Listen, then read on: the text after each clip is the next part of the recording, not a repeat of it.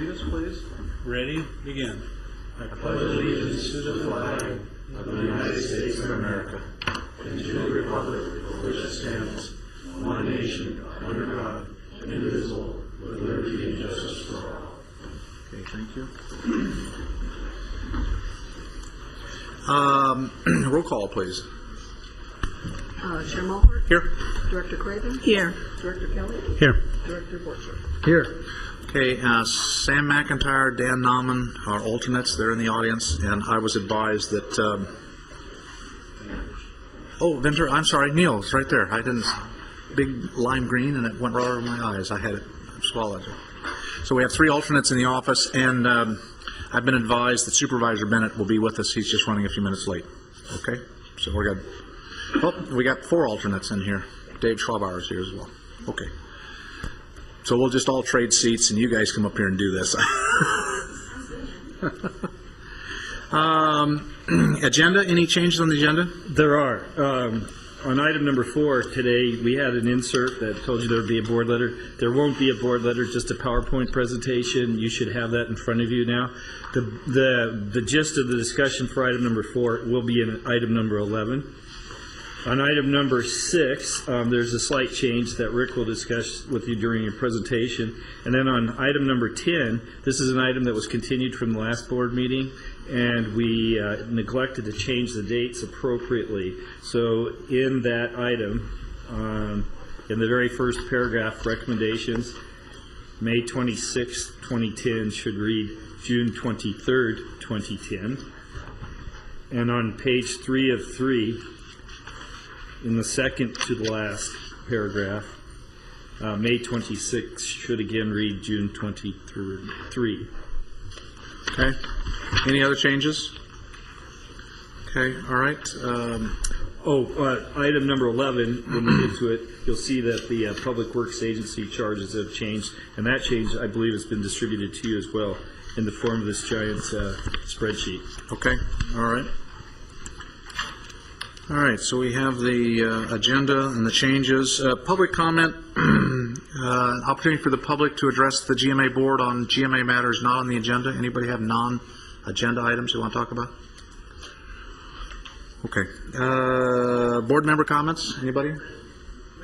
Yes, Mike? Okay.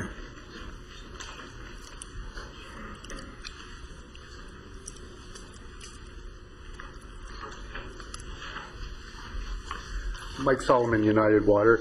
I just wanted to give you an update. Last month I told you that as a result of our diversions for fish and water diversions, we had sent about 12,500 acre feet out to the ocean that we normally would have diverted to deal with the overdraft. The number increased through April, and that's pretty much it because we haven't had enough rain to really do anything. The total lost diversions were 15,000 acre feet. So. Any questions? No, not an encouraging number, but okay, great. Anybody else? Non-agenda items? All right, board member comments? Anybody? All right, let's go to. There's one consent item, and that's the approval of minutes. Second. Motion a second. Any changes? All in favor? Aye. Opposed? Hearing none. Okay. First item, number 2, informational item. Good afternoon, Chair Mulhart, directors. For the record, Brian Bondi with United Water and the GMA. Item 2 is your monthly update on the Las Posas Users Group and the Basin Management Plan progress. Since the last update, there's been 2 user group meetings, one held on April 28th and one again this morning.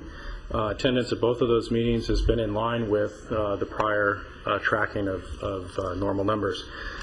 During both meetings, the discussions have focused on groundwater management alternatives. Obviously, this would be the key element of a management plan for the basins. Again, this is to address the 1 to 2,000 approximate overdraft in the West Las Posas Basin and the approximate 5,000 acre feet overdraft in the East and South Las Posas Basins combined. Just as for a point of discussion, one approach or example that's been presented and discussed would be this idea of Waterworks District 1 and 19 ceasing to pump and instead importing additional imported water. If that was accomplished, because their pumping is approximately equivalent to the overdraft, this would get us a long way towards meeting the yield. Now, obviously, this would be something that would create additional costs in terms of the imported water. The idea would be those costs would be shared amongst the pumpers in the basin. This is probably the most expensive option that is being discussed. But again, it serves as a starting point to bracket the end members of the possible things that are being considered. The group is going to continue evaluating other options, focusing on other interim solutions that might be more cost effective than the one I just mentioned. And of course, this will require some time. And on that note, the group did today vote unanimously to put forward a request to extend Emergency Ordinance D, which expires on June 30th. The request will come next month to your board, and it'll be for 6 months. Okay. If there's no other questions, that concludes the update. Okay. Any questions on the update? Okay. Thanks, Brian. Okay. Number 6. Oh, I'm sorry. Number 3. I jumped too far. My apologize. Man, when I was moving through this agenda so fast, you can feel the pace here. I was going, oh my gosh, how'd I do that? I'm sorry. Good afternoon, Chair Mulhart, members of the board, members of the audience, Gerhard Huebner, Watershed Protection District, providing you with a short update. Let's see if I can get this going here. On our third quarter work plan update. Here we go. Nope. Looks like somebody else jumped to potentially. So I'm just going to get started. As you recall, at your regular board meeting in June of 2009, you adopted the fiscal year work plan, which contained core tasks, approximately 10 of those, and additional planned tasks of 13. This is a continuation of those regular reports that we have given you previously. Some of the things that we have completed in the core work tasks include, as you recall, the GMA's annual report for calendar year 2008. We've developed the work plan, which will be a subject of item 11 today. We are working very diligently on the GMA database upgrade. Staff has completed 1 of 4 user acceptance testing exercises with the new software. Phase 1 of the project is currently on budget and on target for completion June 30th. The basic functionalities of the program will be in place by the end of June, and we hope by the July we'll be able to have the online system for our operators to file their semi-annual statement and make payments through the system. The weather station contract renewal, we put some work into that. That will be the subject of item 9 today. Under well application, credit transfers, project reviews, we continue to work through any well applications that are submitted, project reviews, requests for credits, and allocation transfers. We continue to watch the progress on the City of Ventura Satacoy well issue. And you have a request today as part of item 8 from Zone Mutual will be considered. We are continuing to work on our draft business practice manual, and we expect to have an update on that progress at your June meeting. Regarding our annual budget and quarterly monitoring performance, Gerard will provide that on item number 4 and as part of item number 11 today. Under our additional tasks work plan and our unpaid pump charge accounts, we're happy to report that currently we're down to 5 outstanding collections remain on the books. Good. 3 of these operators are M&I, 2 are farm/domestic well users. With the Grow Lake late meter penalty that you were decided at your last board meeting, that has been paid in full, and we're currently working on the refund for the Rio School District item. Under our unregistered well report, and I'll point you to, since we don't have the PowerPoint slide, point you to the table that's in the board letter in front of you today. We started off with 74 of them as potentials. We're now down to 7. On the meter calibration resolution, we started off with 1,049, and we are now down to 5. And all three of those items, we are looking, and you'll see in my presentation under item 11, we're looking to bring those forth to you this calendar year for some type of determination.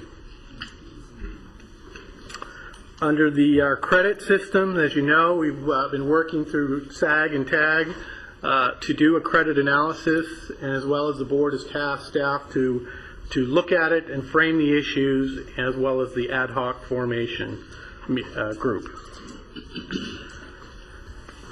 And then lastly, I'll just mention ordinance code revisions.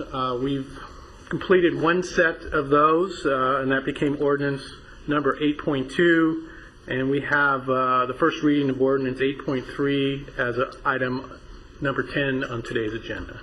So with that, I'd be happy to answer any questions. Okay. All right, anybody have any questions? Anybody in the audience? On the credit system analysis and evaluation, as I indicated at the last meeting, what we were doing, and the comment was made, we ought to have somebody from the ag community. Dan Nauman has joined us as part of that group. We had that meeting today. Okay. All right. Anything else on item 3? Okay, let's go to item 4. Thank you.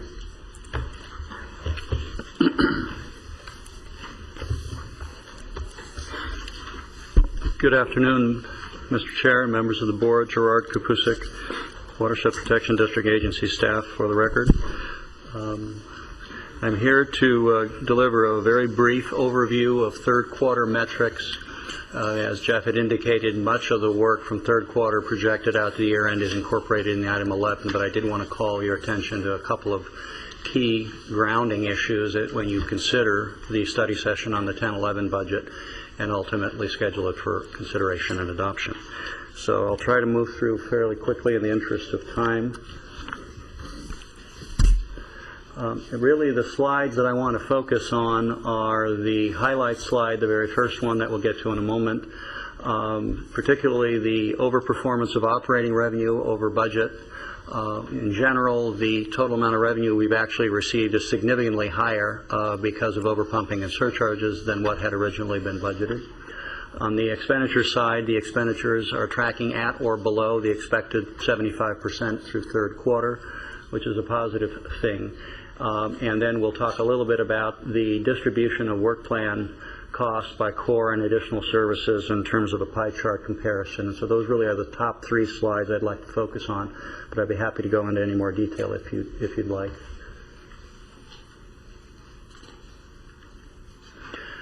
If there is any single slide in the presentation that pretty much sums up the top 3 metrics of the budget through third quarter, as indicated, the agency through March 31st had just shy of $3 million in funds available from all sources.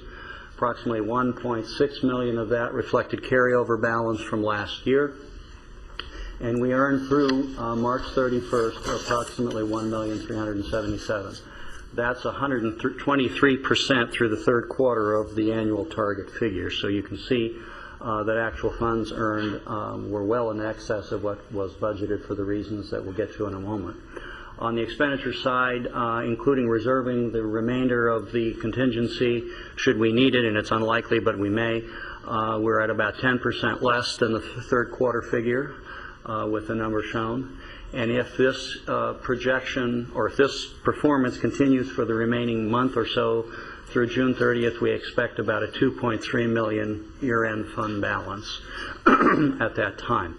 That is just shy of 200% of what was targeted in the budget. This slide pretty much breaks up the revenue side. As you can see, we had budgeted an amount of about just under $511,000, which was based on 97% of the long-term mean extraction. That's consistently been what we've budgeted for. Actual pump charges received through March 31st, which is the lion's share of the year, because that's by that time the SAS 209-2 billings have pretty much come in, but not entirely.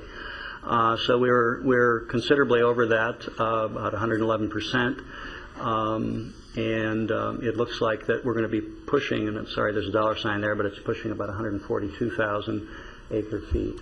On the surcharge, as you can see, substantial overperformance from what was budgeted. Now, this is both a function of higher pumping, and we've always recommended, and your board has concurred with conservative surcharge budgeting projections.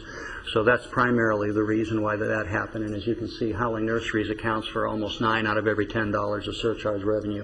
That 781, does that include, is that just his overpumping, or does it include the settlement agreement? It does not include the 150 settlement agreement, which was made after March 31st, and it will show at the year end. Okay. But it does include both of his overpumpings for SAS 2009-1 at the lower surcharge amount, and then the second go around at the higher surcharge amount. So 2 reporting periods. Correct. And how many acre feet does that represent? I think I have that. That's all right. That's all right. I think I'll be happy to provide that to you. Yeah, let me know afterwards. Yeah. I'm just curious to. Yeah. So that pretty much disaggregates the revenue. You did say the total was 142,000 It acres? looks like it's going to be, and actually, what we're looking at here is projecting for year end. Yes, So but we're looks like projecting about 142. Right. Yeah, looks like. And the reason I say that is there are some adjustments on these self-reported, so until we get there, we can't be sure. So basically, for overall revenues, we're at 168% of the 100% annual target through third quarter for all the sources. On the expense side, again, in maybe it's more than 5, I guess, but top letterman fashion here, you can see everything that's on the right-hand side that's 75% or less is on track or less in the budget. So in general, that's where we are on expenses. All positive. Through third quarter, we're trending at about 3 FTEs in PWAC charges. This just gives you another view of through third quarter. On the left-hand side, the proposed distribution when we did the budget of the various core services by the 4 factors, and then what actually happened in quarter 3, pretty much on track, except that legal services with the outside special counsel review was much higher than what we had originally budgeted, and your board added that on through the course of the year. So when we add on the additional tasks, just over 54% of our work effort through the third quarter were on the additional tasks, and the remainder, about 15%, overall administration, records work 15%, technical services 7%, and legal. So you can see in general terms how we distributed. Your board authorized 4 contingency transfers out of the 215,000 figure that was in the budget. There is 31,500 remaining if we need it. If not, then it just augments the fund balance by that amount on June 30th. So that's pretty much the highlights. We'll get into how this sets up for the budget on item 11, but I'd be happy to answer any questions that you might have. Okay, anybody in the audience have any questions? Board, any questions? It makes more sense to make them with item 11. Okay, all right, very good. All right, yes, ma'am.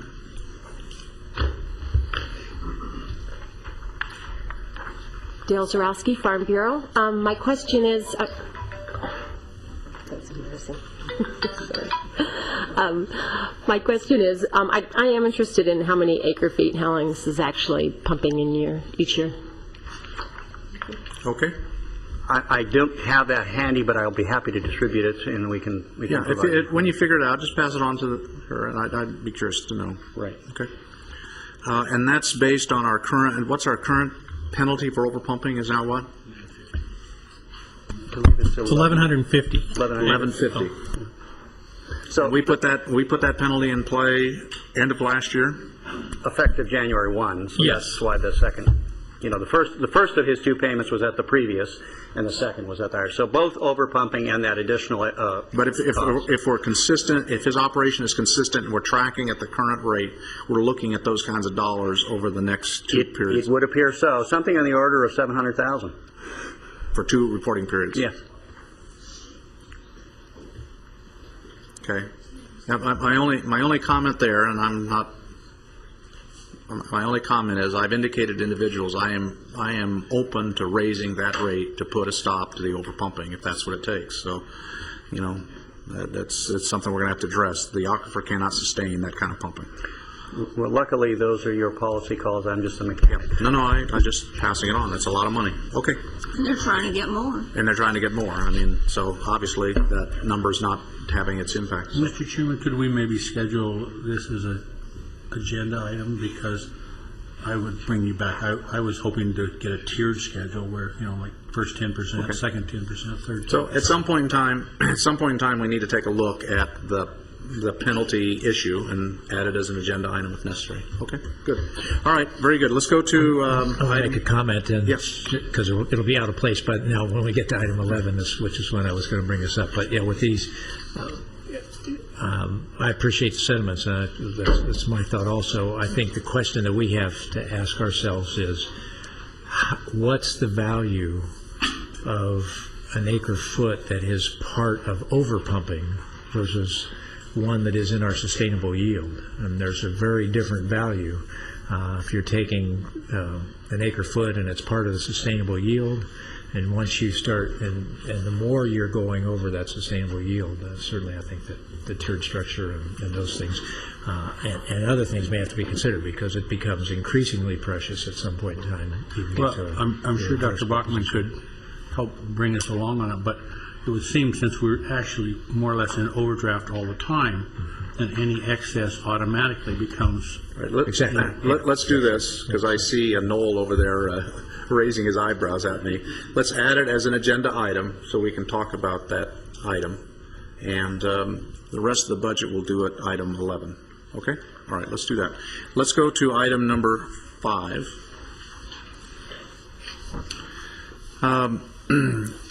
Item number 5 is in fact, a resolution of appreciation for Noel Claybaum and the work he's done. And it's interesting that Noel is with us today because Al is on vacation.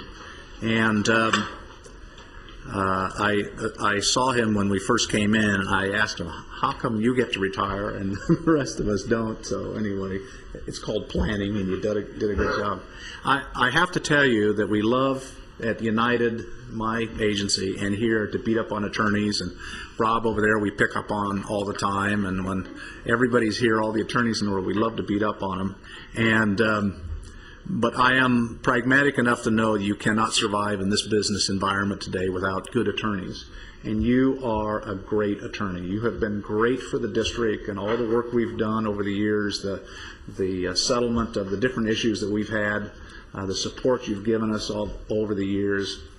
We are a small agency, as you well know, and although we're not a county agency, we're a state agency, and so when you put us on the state scale, we are really a small agency. But it has always been my feeling, Noel, that you have given us good, solid, clear legal advice.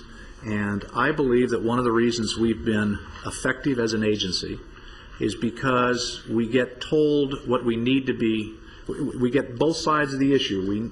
You guys are not afraid to tell us what we need to hear, and we're big enough boys and girls to listen to what you tell us, and then you let us make our decision. And I think I've been successful at United, and each in our own respective areas have been successful because we get good counsel, and you have done that for us. And I want you to know, I want you to enjoy retirement. I'm jealous, but that's your planning, not mine. And but we do have a resolution for you, and I'm going to let other folks, if they want to speak, and then I'll read the resolution because I think it's nice. Okay. Let me. This is Resolution 2010-04. Oh, did you have something you want to say? Yes. I was just going to thank him for the work he did for us on several issues since I've been on this board, and to send every best wish for a long and happy retirement. I'll save my comments until he leaves us on the Board of Supervisors. And we can do it there, but I certainly echo your comments. You don't bump into professionals like Noel Claiborne. Yeah, very good. Anybody else? This is Resolution 20-10-04, groundwater. Fox Canyon Groundwater Management Agency honoring Noel A. Claiborne. Whereas Ventura County Council, Noel A. Claiborne has contributed his knowledge and expertise in all matters legal involving Ventura County and Fox Canyon Groundwater Management Agency issues for more than 20 years, and was instrumental in assigning a dedicated attorney to specifically provide legal guidance and advice or to address water-specific issues. And whereas Mr. Claybaum has been a key behind-the-scenes contributor and participant since his first GMA encounter as Chief Assistant County Counsel, helping to draft the original Ordinance 5, then subsequently reviewing or helping to develop many rules, regulations, policies, and procedures associated with regulating groundwater. And whereas Mr. Claybaum used his considerable common sense and knowledge of politics, parliamentary procedures, and water management acumen to guide the Fox Canyon Groundwater Management Agency Board through many varied tasks required of a water management agency. And whereas during his tenure and through his personal expertise, legal advisory capacity, or by supervising other attorneys, Mr. Claybaum has contributed to the accomplishments of the GMA in many ways that added to the successful operation of the agency. Therefore, be it resolved that the Board of Directors of the Fox Canyon Groundwater Management Agency takes great pleasure in thanking and publicly honoring Ventura County Council Noel Claybaum for his dedicated, distinguished, and honorable service towards water resource protection within Ventura County, and especially to this agency, and wish him well in retirement. We thus confer special recognition upon him by officially adopting this ordinance and this day, all signed by, we signed it before we adopted it. Move to approve Resolution 2010-4. Second. Okay, motion received, and can we do it as a roll call, make it really formal? Put us on the spot. Yeah. Chair Mulhart? Yes. Director Craven? Yes. Director Bennett? Yes. Director Kelly? Yes. Director Borchert? Yes. Okay, very good. Now we're going to put it on. We're going to put it on a flag, but so give it back. I'll give it to you if you go back. Thank you very much. Thank you. Yes, please. Thank you, Mr. Chairman and board members, for those most kind and generous words. It is a real honor for me and for the attorneys in my office to serve this vitally important agency that brings together so many elements of the community to cooperatively preserve that most vital resource. It's interesting and challenging work, and we certainly appreciate the opportunity to serve. Thank you very much. Thank you. Now you have to sit through the rest of the meeting. You can't leave yet. You're still on the clock. So, all right, very good. Let's go to item number 6, please.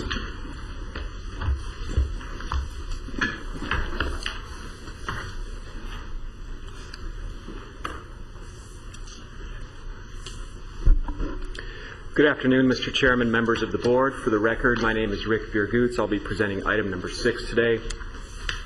Civil penalty appeal for Harry's Berries, also known as Gene Farms. Beginning in 1985, Sakai Floral operated a flower farm on 9.8 acres adjacent to Vineyard Avenue in the Forebay groundwater basin.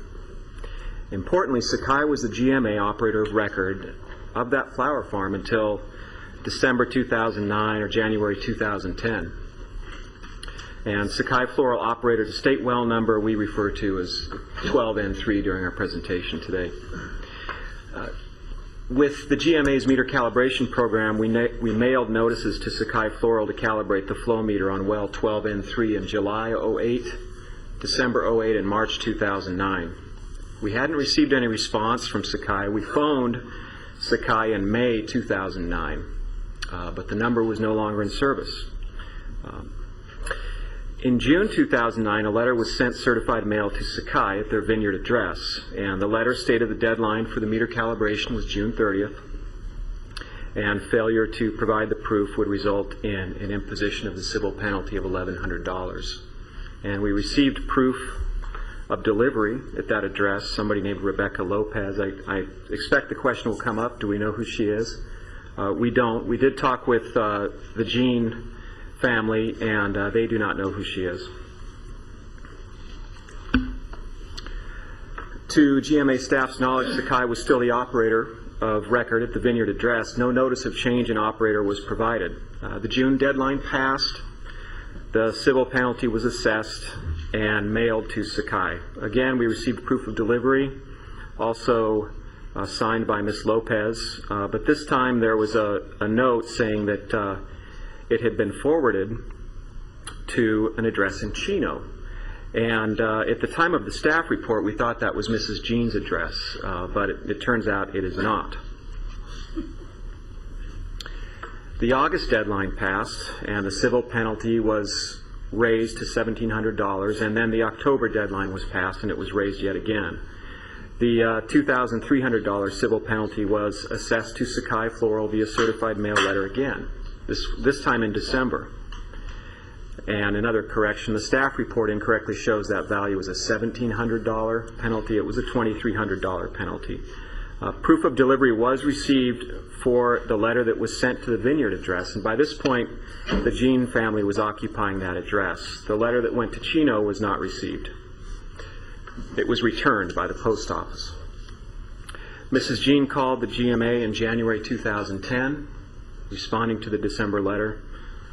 She told us she was made aware for the first time in January that we were made aware at that point that a different operator operated well 12 and 03. Mrs. Jean explained Sakai had sold her the property, but they weren't advised of the GMA requirements. So to staff's knowledge, the Jeans had not received the notice of the pending civil penalty. By the time we reached the Jeans, the civil penalty had already been assessed. They worked quickly to comply with the calibration requirements. They tested the meter. They found it was not in calibration, and they installed a new flow meter. We feel the civil penalties for failure to provide proof of meter calibration should not apply to Mrs. Jean, since December 2009 was the first notification that we can show where she received correspondence from the GMA. We believe we were notifying the correct well owner operator. We had no indication that Sakai was no longer operating the facility, although Sakai hadn't reported extractions for a short period. And our recommendation is to waive the civil penalty and refund the filing fee of $250. And that concludes my presentation. Okay. Any comments? Yes, ma'am.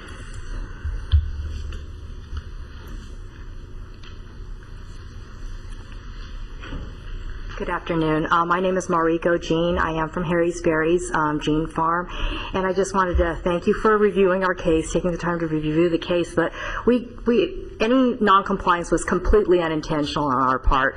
Had we known, we would have done it, but we didn't receive. Mr. Sakai didn't forward any information to us. So, as staff explained, we did not receive any notice until December, and the civil penalties were already at the $2,300. Totally, based on all these letters sent, we can understand why you were demanding those, but we really do hope that that this explains the situation, and that, as I said, it was completely unintentional. We quickly went into compliance as soon as we knew. We installed the new flow meter, sent the information to GMA as soon as possible. So we hope you take that all into consideration, and we'll rule in our favor. We appreciate your time.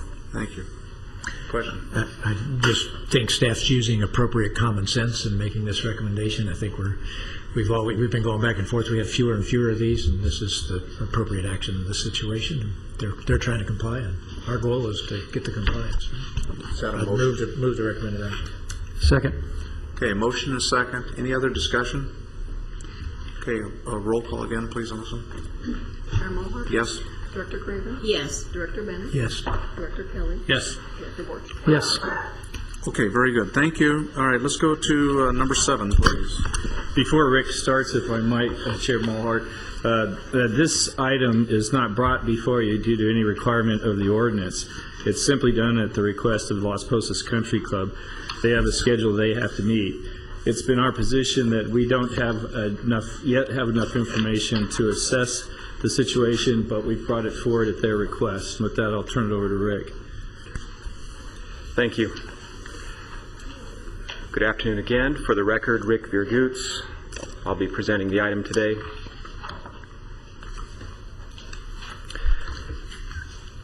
The Las Posas Country Club was established in 1958. It has a well on site. It was granted or assigned a historical allocation of 136 approximately acre feet per year. In the early days, they also purchased water from Crestview, and they had applied to receive that water from Crestview or to transfer that water from Crestview into their own allocation. And ultimately, Crestview didn't authorize that request, but after some time, the country club was granted that additional allocation. And Las Posas Country Club used a 4.47 kilowatt hour per 1,000 gallons conversion factor to measure groundwater extractions. Now, because much of this item focuses on this kilowatt hour per gallon or per 1,000 gallons issue, I want to spend just a minute describing in general how that's measured and why. It's a measure of well efficiency, and those tests determine how many kilowatt hours are required to pump a certain amount of groundwater. It requires two measurements in the same time frame, power use and gallons pumped. And the results are a function of a number of factors, including the depth to water, the efficiency of the well screens, the pump, the motor. So it tells a well owner about the efficiency of the well, and it can also be used to measure groundwater extractions based on kilowatt hours. Now, during the base period with the GMA, some operators did report water use with kilowatt hours, and that was acceptable, and there were about at least 45 cases where historical extraction allocations were assigned to operators based on those electrical conversion factors, and this is one of those cases. So from staff's perspective, there's a technical issue here that Jeff alluded to. Was the kilowatt hour per gallons used to develop the historical allocation for the country club correct? And if it's not correct, can it be corrected at this late date? And if yes, what level of documentation is necessary? We're not sure we have enough information at this point. Jeff mentioned to you why we're bringing it to you today, though. Let me provide some history. 1989, 1990, the on-site well was rehabilitated, and additional slotted casing was added. The well was deepened, and at that time, Southern California Edison conducted a well efficiency test. They determined that it was operating at a rate of 1.7 kilowatt hours per 1,000 gallons.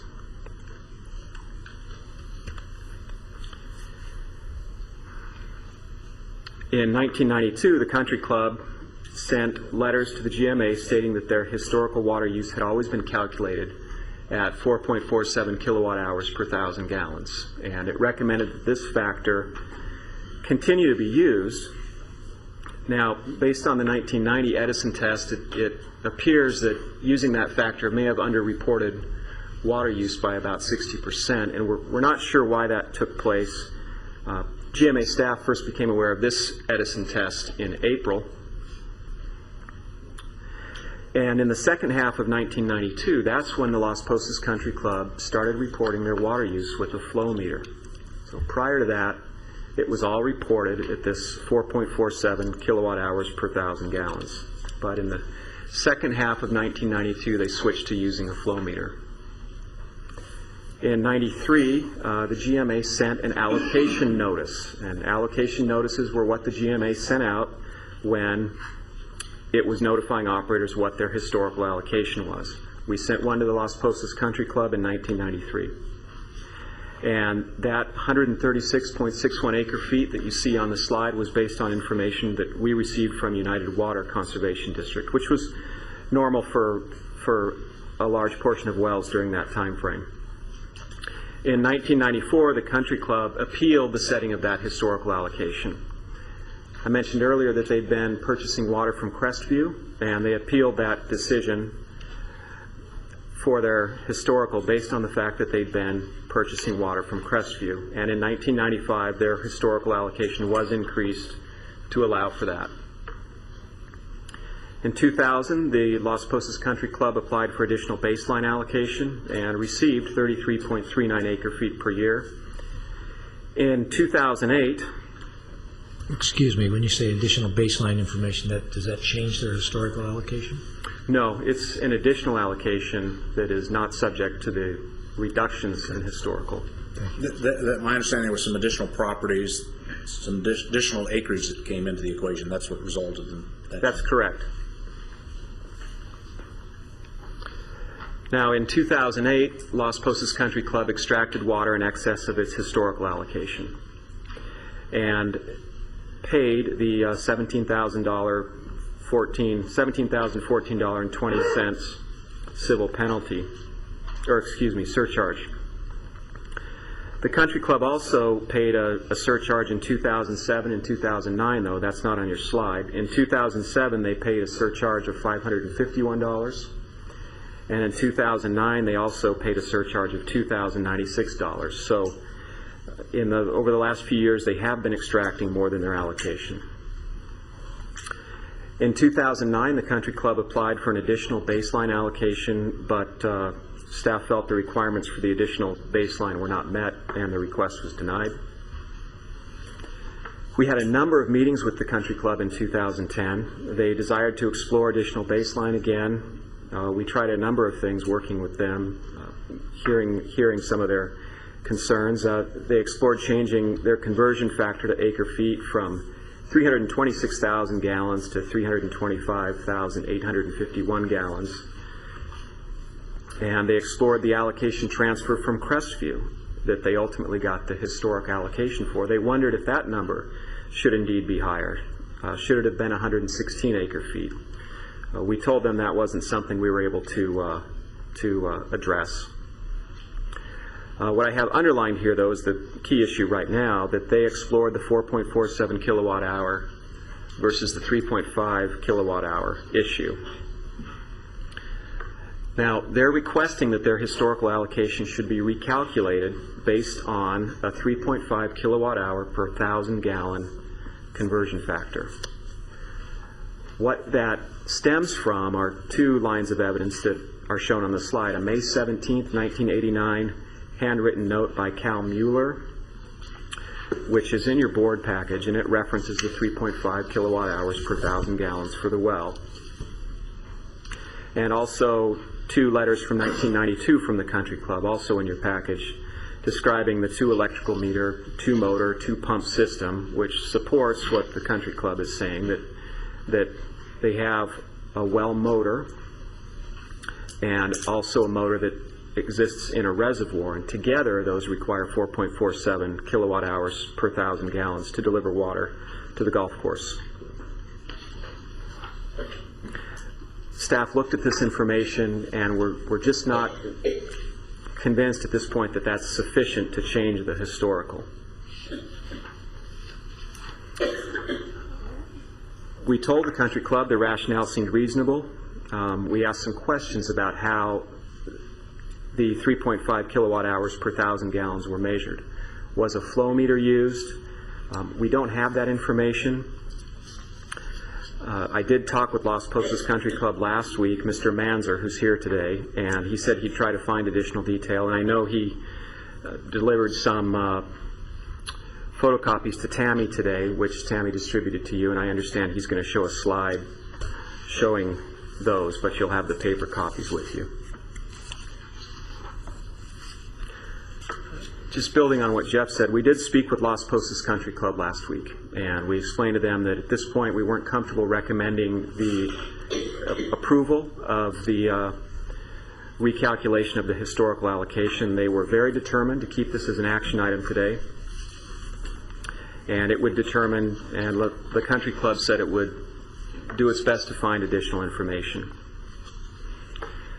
There is a letter in your board package from the country club. It's dated May 19th, 2010, and it says that the Las Posas Country Club requests the following.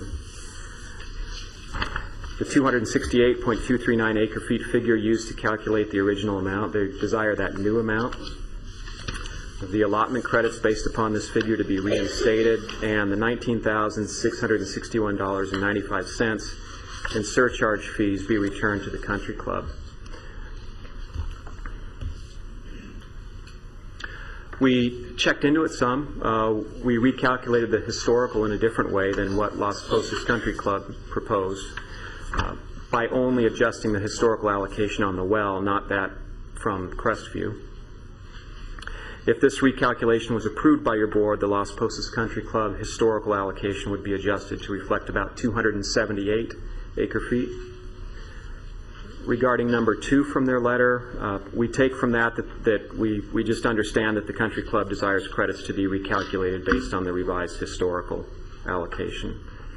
And regarding number 3 in the letter, they've asked for a refund of the surcharge fees based on a revision of the historical. And throughout the meter calibration program, the board's position was that we wouldn't refund fees if people overpumped, or we wouldn't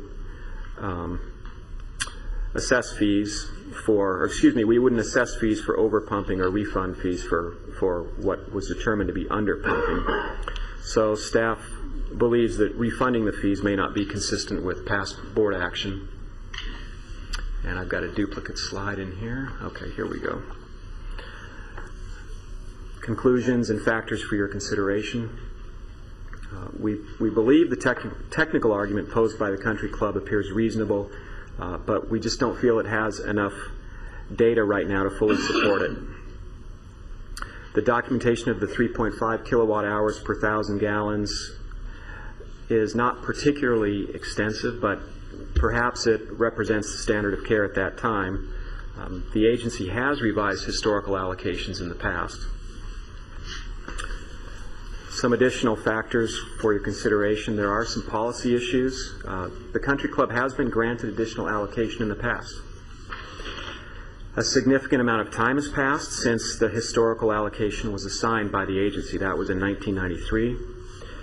There are about 45 other operators that we're aware of that used kilowatt hours per gallons or per 1,000 gallons, or perhaps per acre feet, to arrive at their historical allocations. We're not sure if these other operators might desire to come forward when this final 5% cutback takes place. I can tell you that I know the Las Posas Country Club and GMA staff have both spent a considerable amount of time looking into this issue.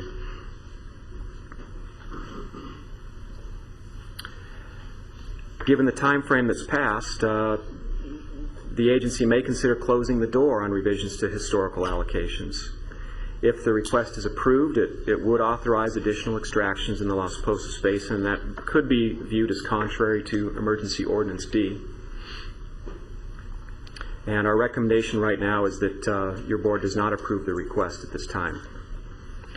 Okay. Anybody have any questions for Rick? Yes, sir.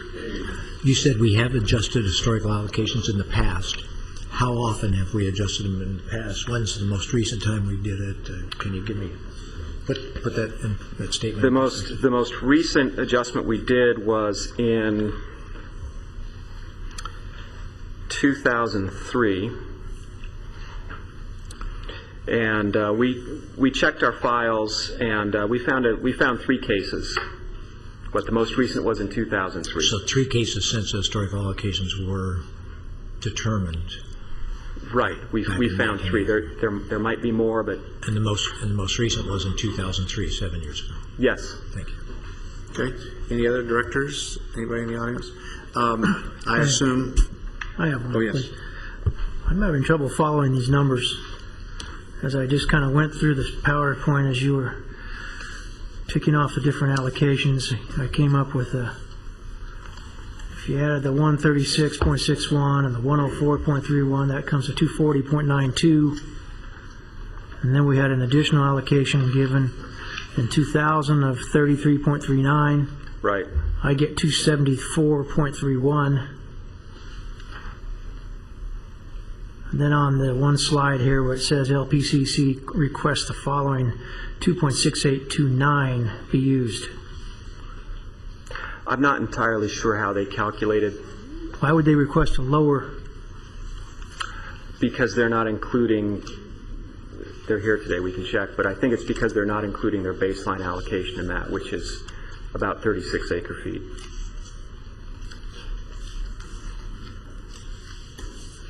It may be worth noting to your board that the 104 acre feet that they were granted as an historical allocation has been counted twice.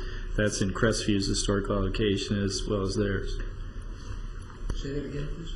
When the board, in I believe it was 2000, agreed to grant the request for the additional 104, which they had been receiving from Crestview Mutual, and added to their historical allocation, that historical allocation did not get subtracted from Crestview Mutual. So in essence, it was double counted. Jeff, that was in 1995. 95. Okay, Rick, let me stop you for a second, and the gentleman from Los Posas, it's obviously he'd like to speak. Let me hear from him, please. Thanks a lot, Rick. You're welcome. I'm Warren, usually known as Bill Manzer. I'm on the board of directors at Los Posas Country Club, and I've been 33 years on Pleasant Valley Mutual Water District Board. That's the board that's in Camarillo Heights above Los Posas Road. I've been around water a little while. By the way, that's 33 separate elections, 1 year terms. We have a couple of questions, and I think I can answer Dave's question, and I think I can answer a lot of questions on how we came up to our figures, okay? And if I know how to work this. Here's what we're looking at. That's what we started out. We said, hey, those numbers don't give us the water we need. Besides the numbers that Rick's been talking about, we also had to buy, we buy about 27 acre feet from Cal American. And we also continue to buy not quite 1 acre foot from Crestview to do the whole facility. That's what we do with our whole facility. So anyway, it's expensive, especially when we don't have the correct acre foot average that we should have. Was incorrect in gallons. He used a figure of 326,000. In your notes, it shows 326,800. But in our figures that Cal Mueller did, he used a figure 326,000 instead of the 325,851. That changes the allotment a little bit from 136 to 145. Hardly, that's 9 acre feet. Probably, I mean, not much, but we were desperate. That was our first approach. Then we started looking elsewhere. Would have started us off at the beginning with the 104 from Crestview with 250. And those are numbers that we got. That's how we calculated it using, and this is a chart that shows how we came up with those numbers. And our numbers are a little bit different from what Rick was talking about, but we were given the 249.10 after a lot of board interaction by our attorney and Crestview's attorney and going over it. And we bought 116 from them, but through calculations and what percentage of their water was used, they got from Callegas. It was reduced down to 104 by Fox Canyon's board action. This, I really thought we had something. We did a land survey because of a conditional use permit. They found 5 acres, and Rick and Dave had the audacity to say we shouldn't, since we've been irrigating that for all those years, we shouldn't be double dipping. Very narrow, I thought of them. That's what happened. We then, after being at a meeting where all of you guys were out at the airport, I was sitting there and I heard about irrigation efficiency, and I says, hey, we're growing grass. It's an agricultural crop.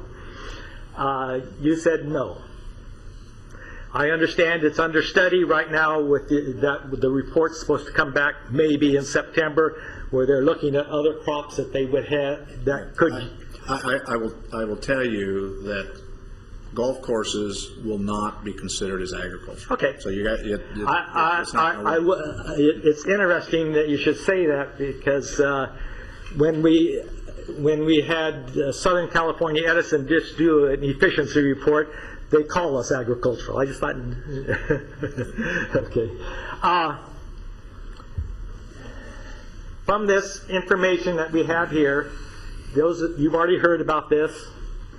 The figures there, the 447, the 350, and I don't know how these are the figures that they used in our notebook, and this is the figures that were reported to Fox Canyon for our 1985 to 1989 average. But they used the 4.47. When we went to there on the 24th, I stood there and watched him do all of his little work and get us a report. And the Hydraulic Services Division, which called us an agricultural energy efficiency program, we were also, besides trying to see how they did their work and how they put it together, we were also looking at a possible way to save money on our electricity.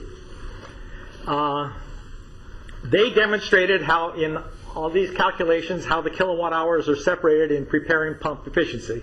That's separating from the well, pumping it up, and the pumping on the meter. They check them all and get different efficiency reports for those. And that's the figure that how we came up with 1,000 gallons, how everybody comes up with that 1,000-gallon figure. And as you have noted, we're not too sure, but we're pretty sure that Southern California Edison is the one that gave up that 3.5 figure, because it is consistent. We would love it if you took the 1990 figure and used it for our historical allocation. You'd like, wouldn't you? And there's a chart that you have in your book that shows what those would mean. It would be wonderful if we had that amount of water. And here is what it shows. You know, if we use the 3.5, that's the numbers that we come up with. They're a little bit different from yours. And that's what it would if we used the 1.7, and the next one over is we use the 2.5. By the way, the May 24th Southern California Edison figure came up with a figure of 2.225, something like that. So we'd even take that one. Here's comparison of those figures on what it would mean. And here's the overage. And now that, I understand you do this or something. Okay. That figure, we use that much, but that also included the 33 acre feet, that 33.390 baseline figure. So we went over 550, by our figures, 551, that's at 19,662. The next chart down shows if we were to go back to the 1991 and all the allocations that came out there, that's the kind of credits that we would be eligible for at the present time.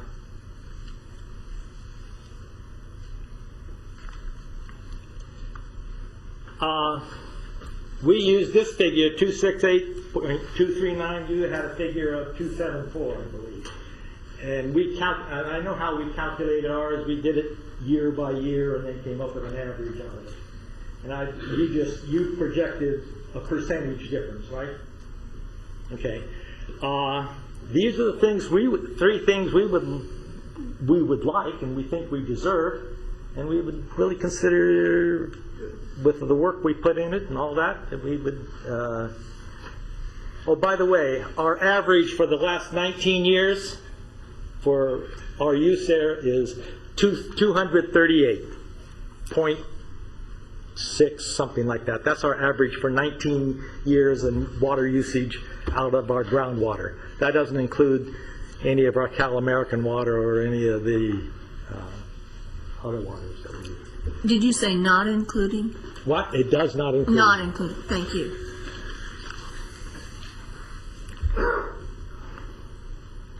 Let's stop. Anyway, the last one just says thank you. Thank you. Okay. Thank you. Before you go, okay. Any directors have any questions? Anybody in the audience have any questions? Staff? Any? Okay. All right. Okay. proceed. Sure. I'm curious what other commissioners think, but a couple of questions I have in my mind is if we go back and we start redoing historical allocations, how many other people will be stepping forward in terms of doing this? Second question I have is, are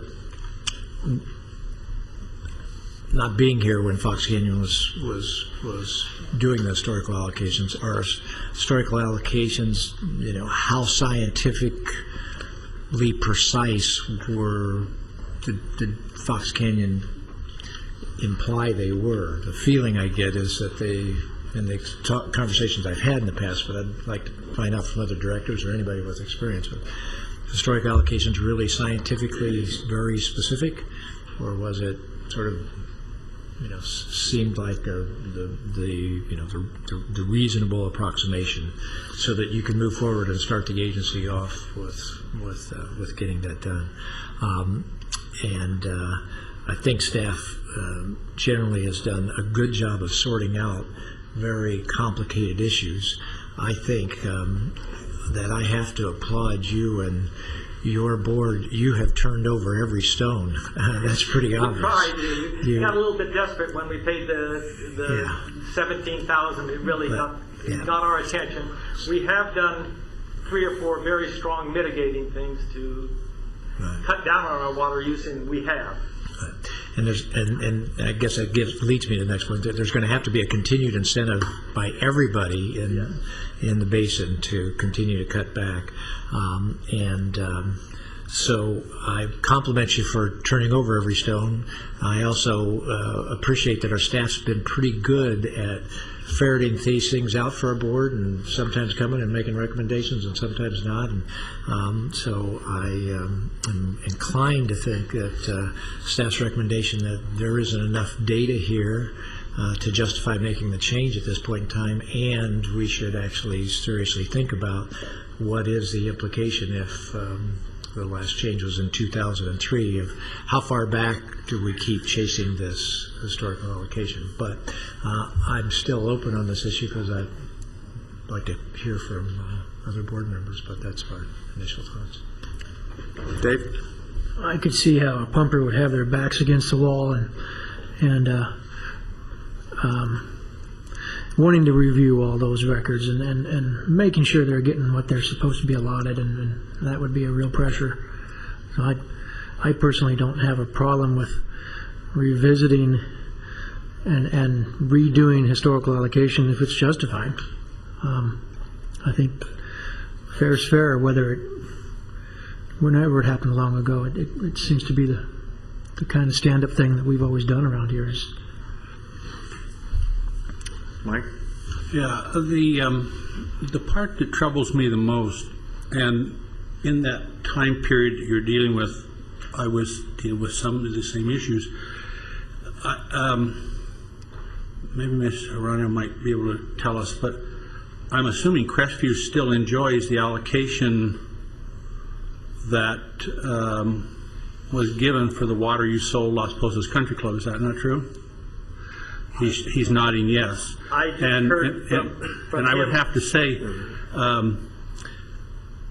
during the startup period, there was a good amount of, we didn't quite know. So bless his heart anyway, my now deceased chemistry professor from high school represented me before this group, and we went in and applied for the water that the county had sold me. Well, the county got the credit, I didn't, obviously. And I think the same should have applied in your case. And I really don't believe you're entitled to the Crestview portion either, if they went back and looked at what the intent of the agency was. And I only tell you that because it happened to me. I thought, everybody was trying to learn at that point in time, and I misunderstood the rules. I applied. They told me no, but they told me no about the next day, so it was pretty obvious. Could I comment on your point? We were in joint use of a well with Chris. Excuse me, could you come up to the microphone, because We were in a joint use of a well with Crestview. That's why this was happening.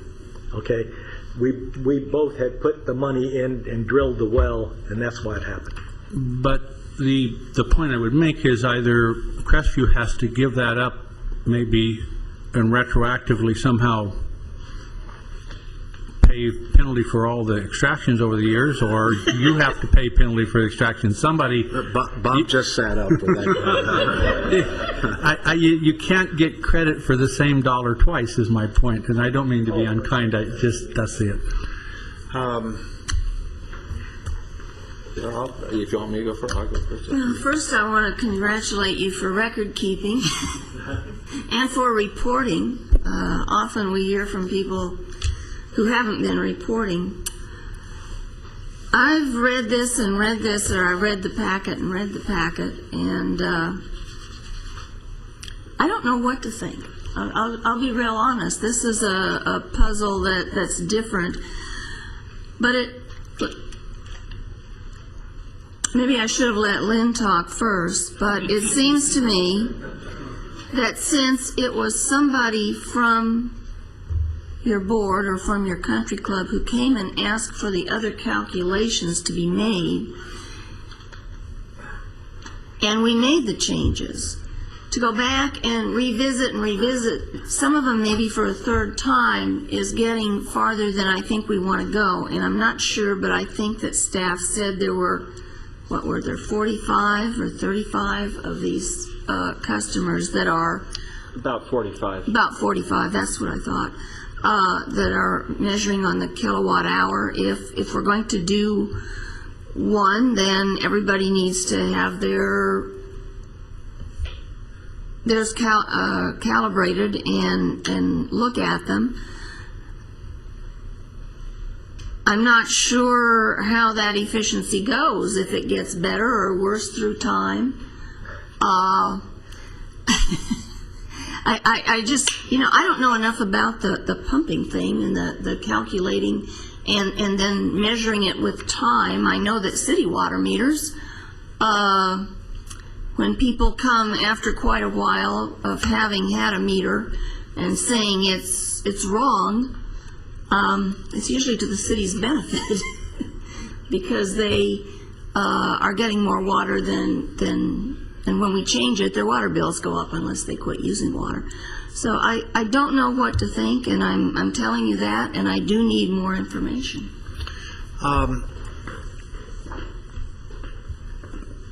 Let me see if I can put some, what I would consider historical perspective on this. When we created this system that we're operating under,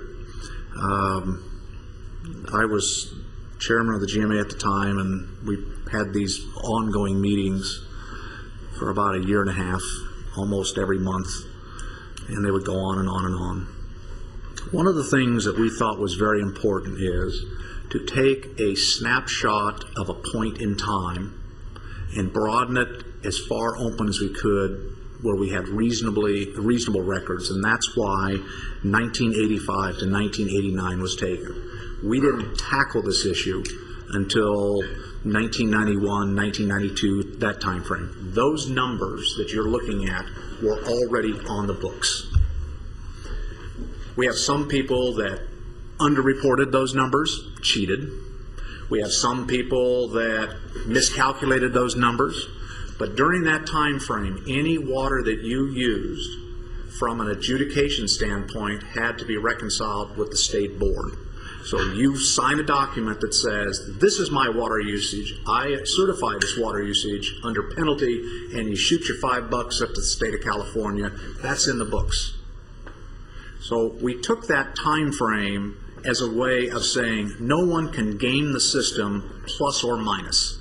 It's on the books. Now let's create a system that takes us forward.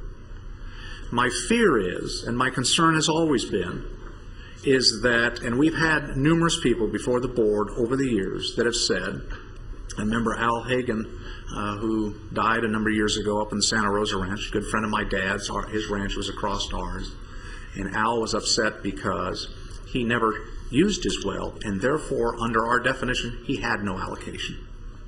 But under the system that we created with efficiency in the farming community, he was able to farm. And it took Al at least 7 meetings that he came to and personal contacts with him to understand that he was not being hurt in the system.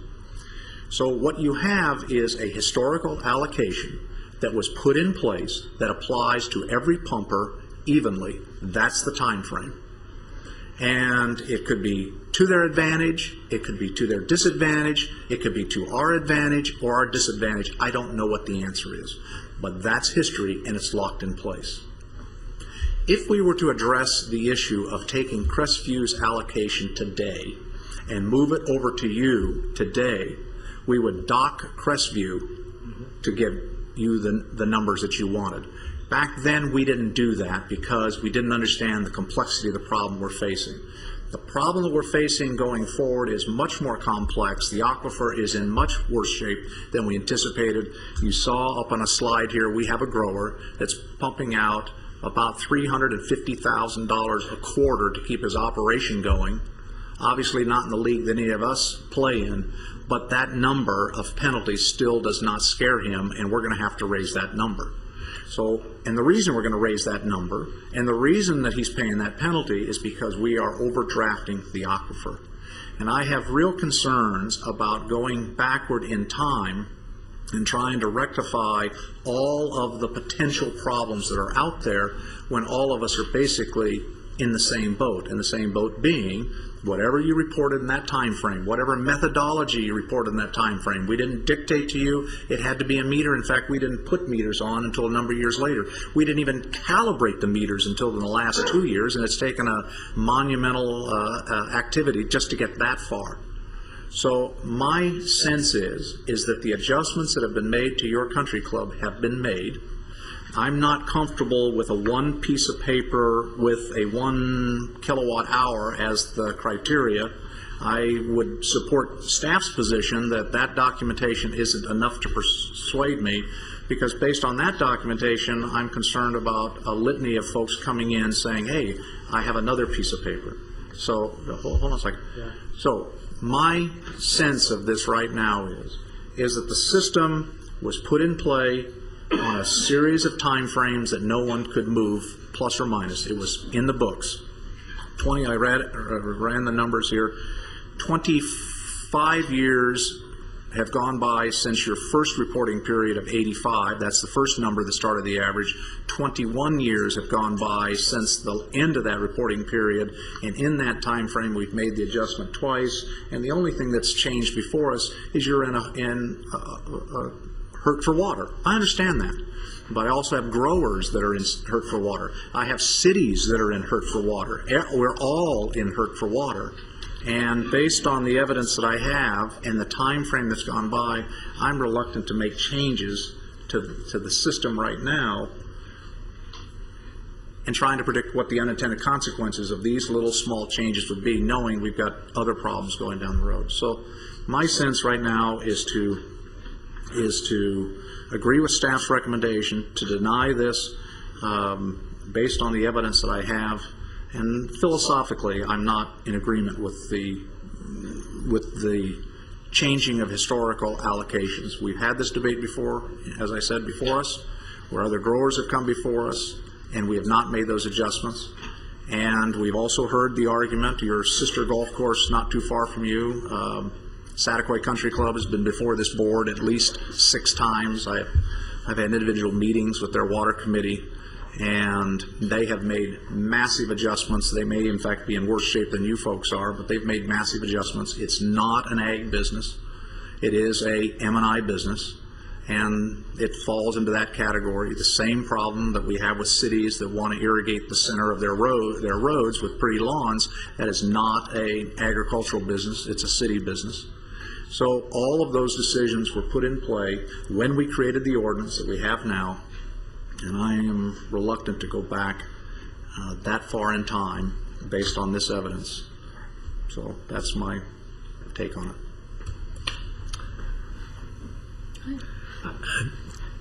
I really appreciate hearing that, because I wasn't there when you created these historical averages. It just makes me wonder if we have misnamed your historical allocation.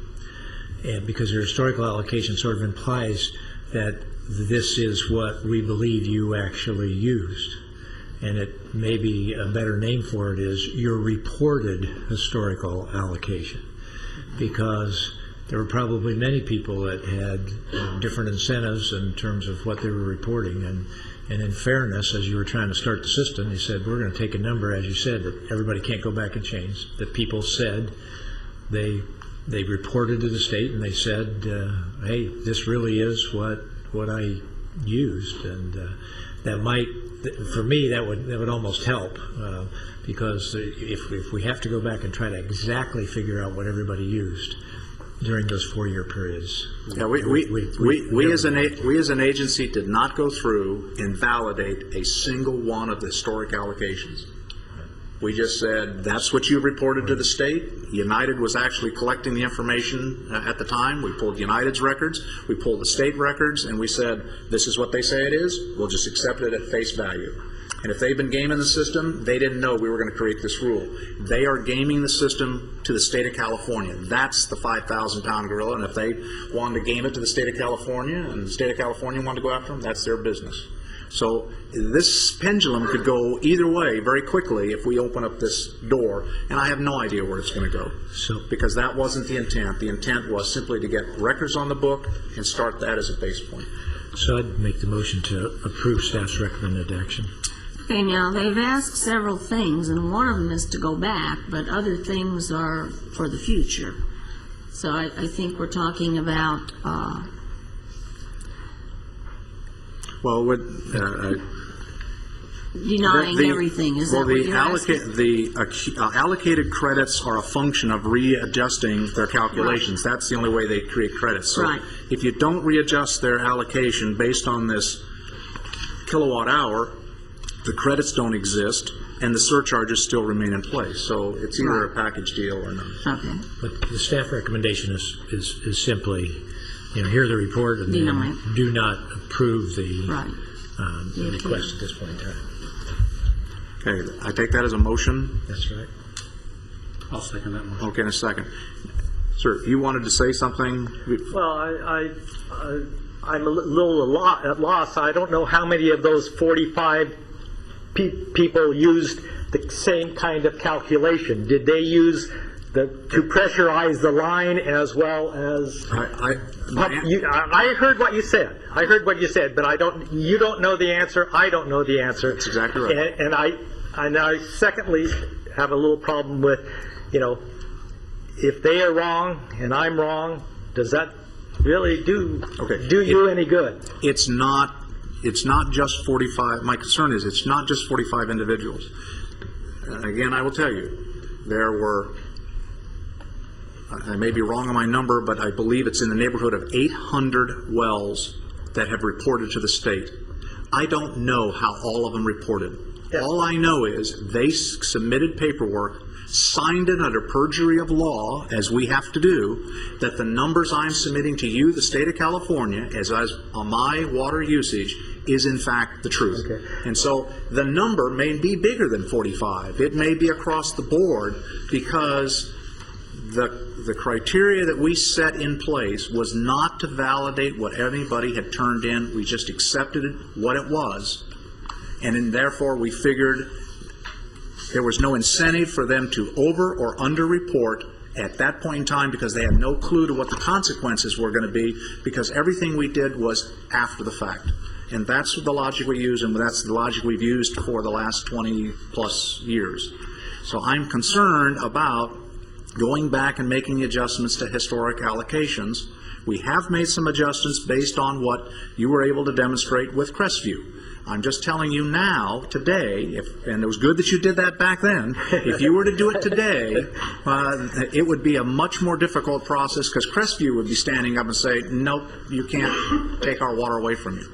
So I understand that. That's what's happening. I also apologize for the level of sophistication the other board members had in 85 to 89 in using that 4.47. They did not have a water company's sophistication. They used what they thought was right.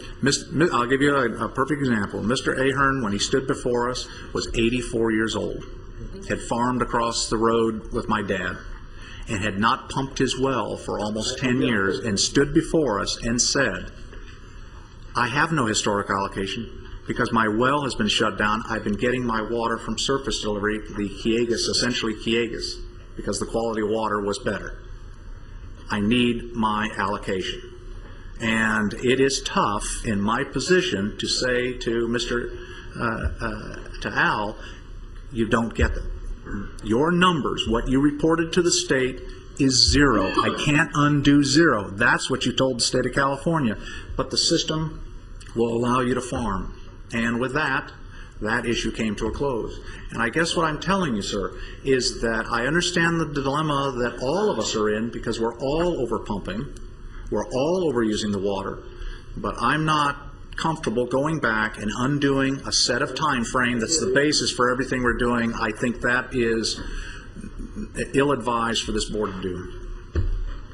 Mr. Chairman, I call for the question. Okay. All right, a roll call, please. Chair Muller? Yes for the motion, yes. To staff's recommendation, it's to, better say the motion again, make sure I voted the right way. The motion was just to recommend that we approve staff's recommendation. Okay, I approve staff's recommendation, say yes.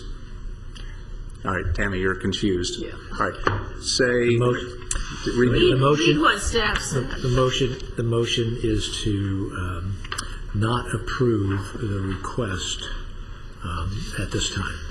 Staff, hear the report and do not approve the request at this time. That's Okay. staff's recommendation. all right, so the answer is yes. Yes. He's waiting Gonna for keep you. on voting? He's waiting for you to Oh, read the okay, roll. sorry. I'm sorry. Chair Muller? Yes. Okay. Director Craven? Yes. Director Bennett? Yes. Director Kelly? Yes. Director Borges? Yes. Okay, very good. Let's move on to the next item, number 8. Zone.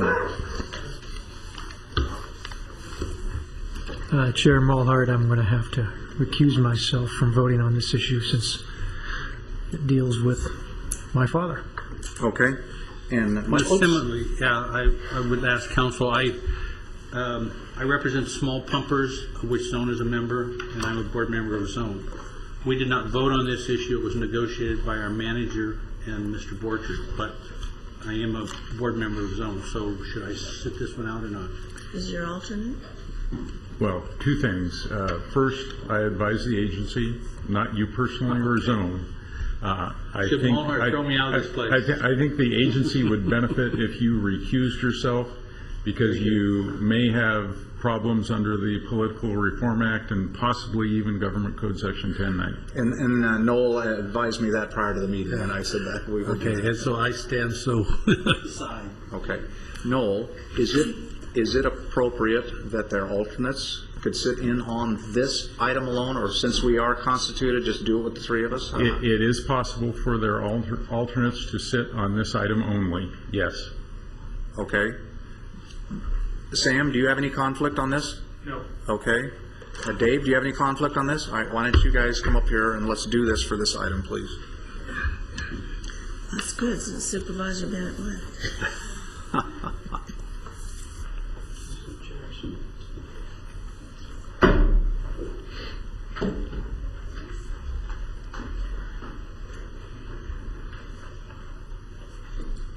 It's a different view, isn't it?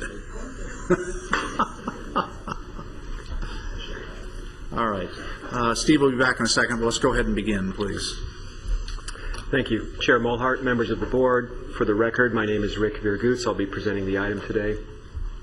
The Zone Mutual request for retroactive irrigation efficiency filing and transfer of credits. Zone Mutual Water Company operates 10 wells in the Las Posas Basin. And Zone provides water solely to agricultural water users, and some of Zone's customers are also additional FCGMA operators in Zone's service area. The significance of that is that the agency may have 2 operators supplying water to a parcel, and I'll talk a little bit about that later. During 8 of the last 10 years, Zone extracted more than its adjusted historical extraction allocation. In 7 of those years, Zone applied its credits to offset the surcharge. And in year 2007, it required 986 credits to offset the surcharge. A significant number. That's actually the second highest one-time credit use by zone. The highest was 1,013 credits in the year 2000. And in one of those years, specifically 2008, zone filed for and received an irrigation efficiency extraction allocation. We received a letter from zone dated October 15th, 2009, and it requests that it be authorized to file retroactively for an irrigation efficiency extraction allocation for the year 2007. And just to be clear, this item today is only about authorizing them to file, not approving it. So this is about authorizing staff to review the application. You may recall we've had issues in the past where we've struggled with how to handle applications that were not considered timely. The second part of the request is that the agency transfer credits earned by Mr. John Borchard during the period 1998 to 2006 to Zone, as Zone delivered water to Mr. Borchard during that time frame. During the period 1998 to 2006, Zone delivered 1,119 acre-feet of water to John Borchard entities. That's the name of his GMA operator account. John Borchard and Zone reported their individual extractions to the agency during that time frame under their historical allocations. And Mr. Borchard's well was not pumped to the maximum capacity during this time frame, and his operator account earned 773 credits. So the credit transfer is analogous to an in lieu transfer. I struggled with putting this on the slide. It's not exactly an in lieu transfer. Ordinance 8.2 talks about in lieu deliveries as deliveries of foreign water generally, but this is a delivery of water that was supplied to Mr. Borchard in lieu of him pumping his well. We understand that his well was not in good condition, and he purchased zone water during that time frame. Staff did not find the proposed credit transfer would represent a net detriment to the aquifer. We checked on a map. The wells are in the same basin, in the same general area. This wouldn't be transferring credits from a basin such as the forebay and incentivizing extraction in an area where there wasn't as much, where the water levels were lower. But credit transfers must be approved by your board, and the ordinance requires that your board approves credit transfers like this, and that also they're accompanied by a jointly signed request, and that jointly signed request is in your board letter. And that's item 8B. I'm going to move on to the second part of Zone's request, which is irrigation efficiency. I'm going to talk about it in general and then in some specifics with Zone. You may recall a presentation to your board last year regarding irrigation efficiency. I think we called it the Irrigation Efficiency Workshop, and we discussed that the ordinance requires applicants for irrigation efficiency allocations to report the assessor parcel numbers, the area farmed, the crop type, and the total applied water. That's all water from all sources on the crop, and that gets rolled into the irrigation efficiency calculation. And we talked about the importance of reporting that information. So this is a little bit different. This would be an irrigation efficiency request from a water purveyor, and there are some issues we didn't discuss during the irrigation efficiency workshop, but I'll talk about them right now. The agency has authorized water purveyors to file for irrigation efficiency. It did for Waterworks District 19, and the agency has also authorized irrigation efficiency for Zone Mutual Water Company in 2008. And these are sort of more specialized considerations that we need to look into when a mutual or other water purveyor files for irrigation efficiency. I'm going to give you some background on that, but before I get into that, I just want to reiterate that we do support authorizing Zone to file for irrigation efficiency. Some specifics on Zone's application. Zone's filing for irrigation efficiency is more general than an individual operator's filing would be.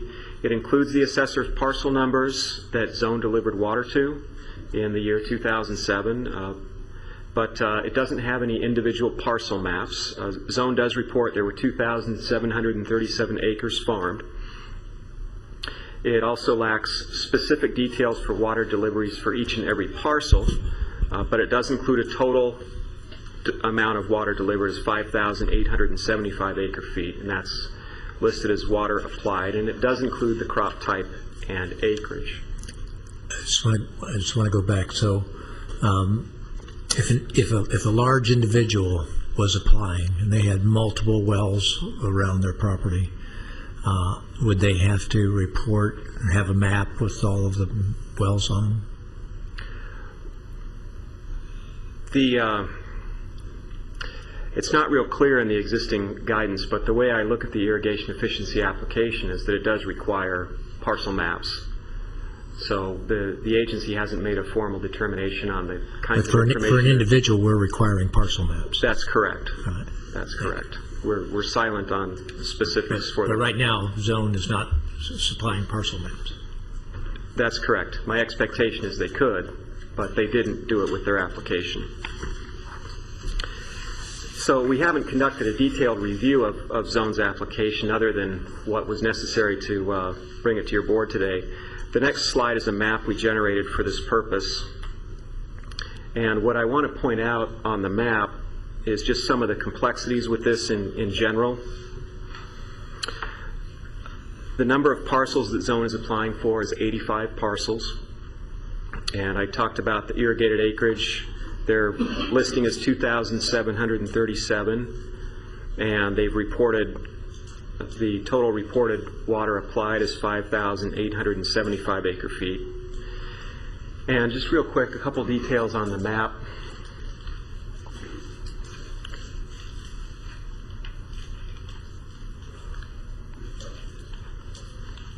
Whoops. Here we go. This map shows a couple things. This green area here is where Waterworks District 19 is. And it isn't showing up on this, but there's a pinkish colored area that is Zone's service area that the county has a GIS layer for Zone service area, and it overlaps the Waterworks District 19 area in this area here where it's sort of a muted color. So there's a lot of overlap between Zone and Waterworks District 19. These red parcels with the big red X's through them, those are the parcels that Zone's application for irrigation efficiency includes. The next slide has some general things that we look for on these types of applications. Does the parcel served by the water purveyor, which would be acting as an operator in this case, contain another active well? And if so, is that active well operated by an additional operator, somebody that isn't the water purveyor? What we did a quick check using GIS. This is the same map with the addition of GMA operator wells plotted on it. And the significance of it is that each of these yellow dots represent a GMA operator within Zone. And we checked, and for the most part, there was one exception. None of these operators supplied water to the parcel during the period that Zone's requesting the irrigation efficiency for. So that makes it a fairly clean review. A couple of scenarios I just wanted to mention to your board in general.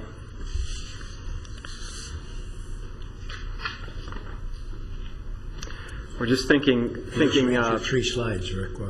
I'm sorry? You just ran through 3 slides. I did? Right, okay. Do you need me to go back?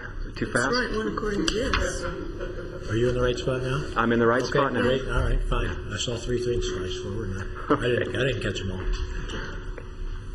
So there's a couple scenarios that the staff looks out for, and we just wanted to bring them to your attention just as a discussion purpose today, not specifically about Zone.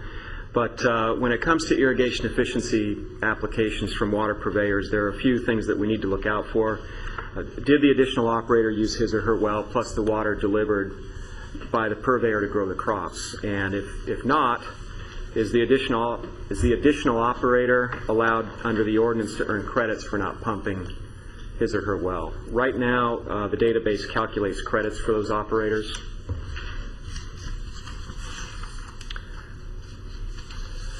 Number 2, did the additional operator use his or her well plus the water delivered by the purveyor to grow crops? And if yes, there are 2 other considerations, at least 2 others. One's related to irrigation efficiency and one's related to irrigation efficiency or historical filing. Regarding irrigation efficiency filing, whom files for the irrigation efficiency? The purveyor acting as the operator or the additional operator, or both? And of course it wouldn't be both. Staff believe only one operator can file for irrigation efficiency for the same acreage, and neither would earn credits in that case because it's an irrigation efficiency allocation. And the third one, what if the purveyor acting as the operator desires to file irrigation efficiency, but the additional operator files or already files under his or her historical allocation and possibly gained credits?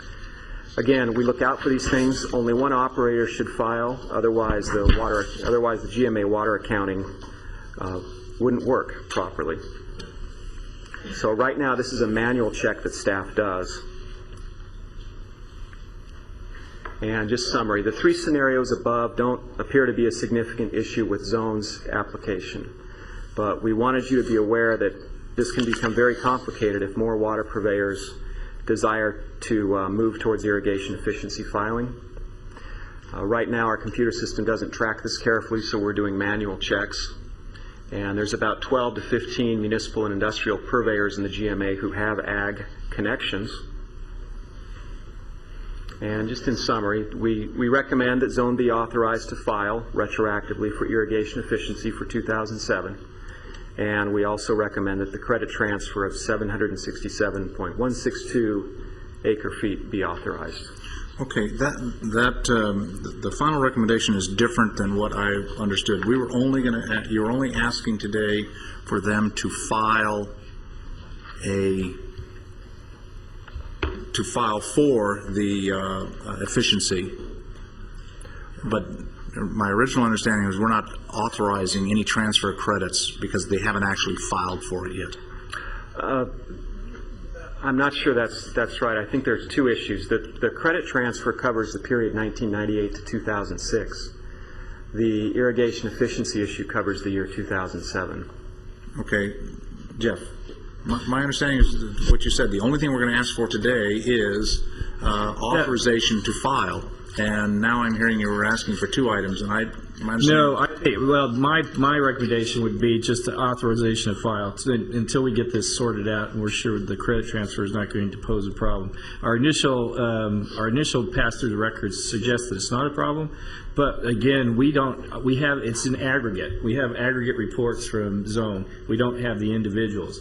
When we did allow it for Waterworks District 19, it was conditioned severely, and the conditions were about total water reporting, water metering, and water usage by individual. That report would come. They've never actually used it, so we've not exercised that.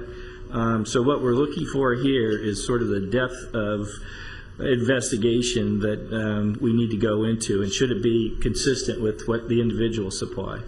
Okay, let me stop you there. Carol would like to speak. Let me hear from Carol, and then let's see where we go from there. And I see Henry just put up his hand over there. So Henry is beating Rob at this game. I'm keeping track. So Carol, please. Hi, I'm Carol Schoen from Zone Mutual Water Company. And I'm going to take this back even a couple of years earlier. So the reason that Zone is even addressing this issue to try to build a credit bank is not so that we can use it to pump water. We want to use our credit bank to purchase water from Callegas. That's the whole purpose of this. And back in 2007, we were in a position that our wells are continuing to deteriorate where we pump along the arroyo. the water that we deliver isn't suitable for irrigating a number of crops there, and we were impacting blueberries and a number of crops, avocados and such. Callejas sells us water for blending at a reduced rate. To do that, we have to give Callejas a historical credit to be able to enable this purchase.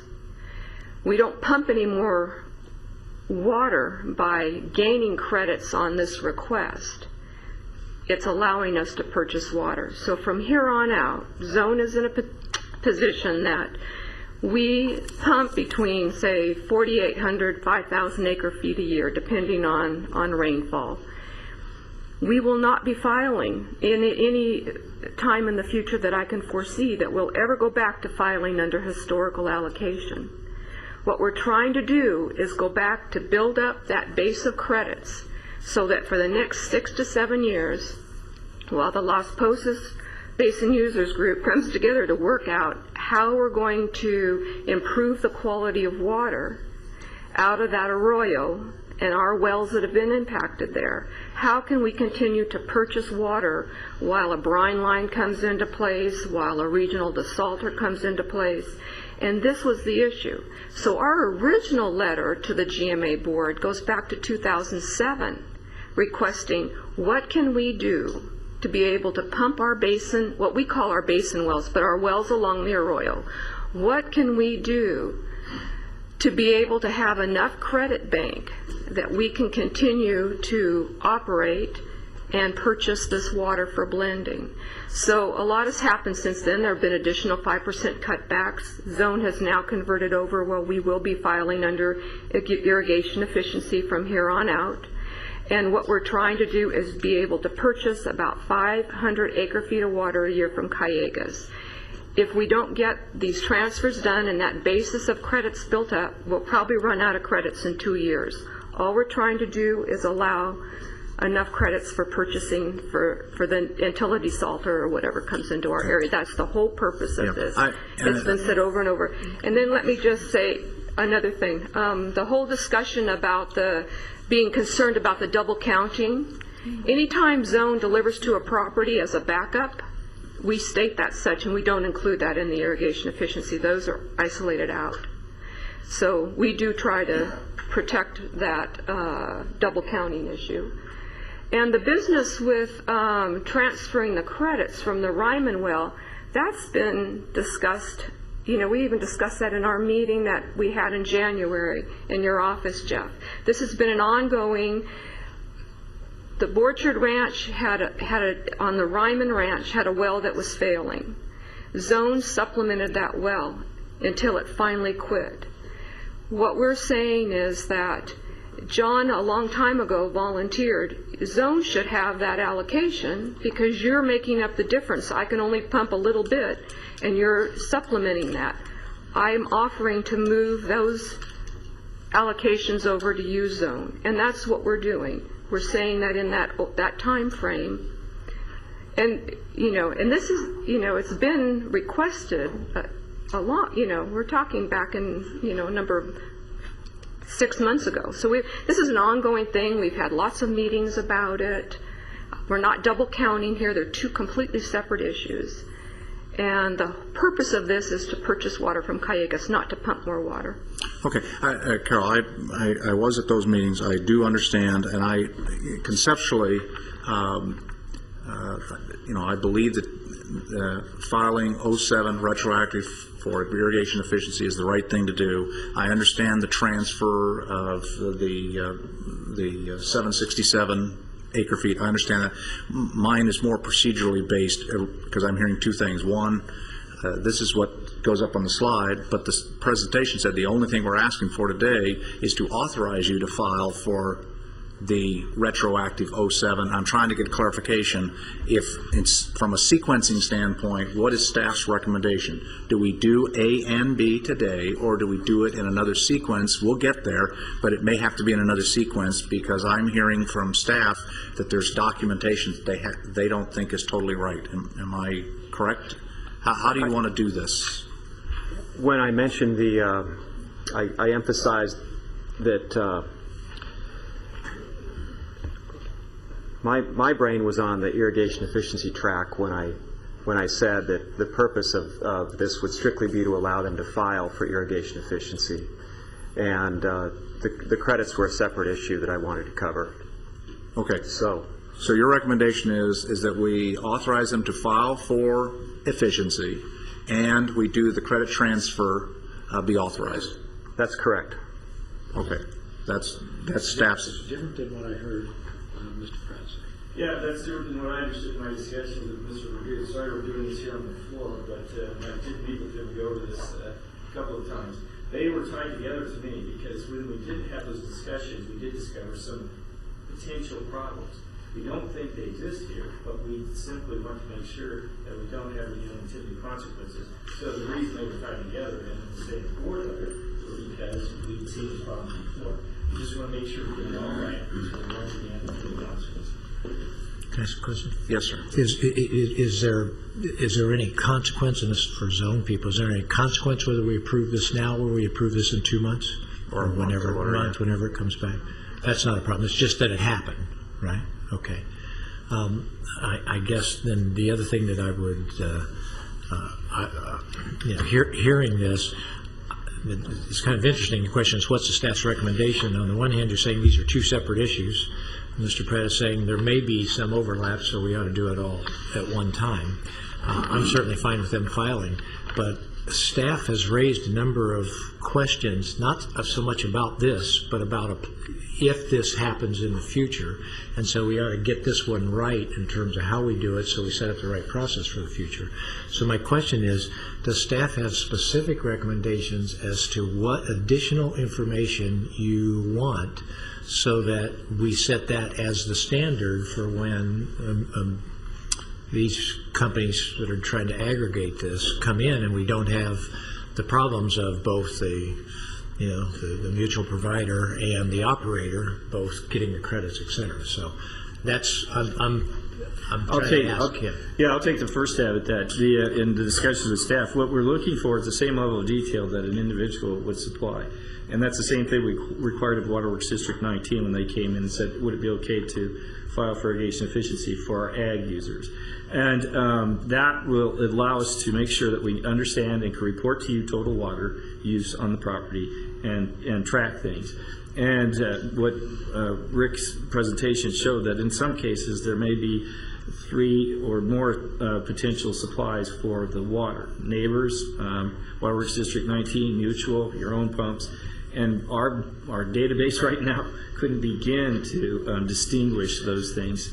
And we're just trying to get a handle on the record. So is that your recommendation that the application require the same information as an individual application? Yes, and I'm assuming that's not a problem because we've gotten that information, the aggregate from zone.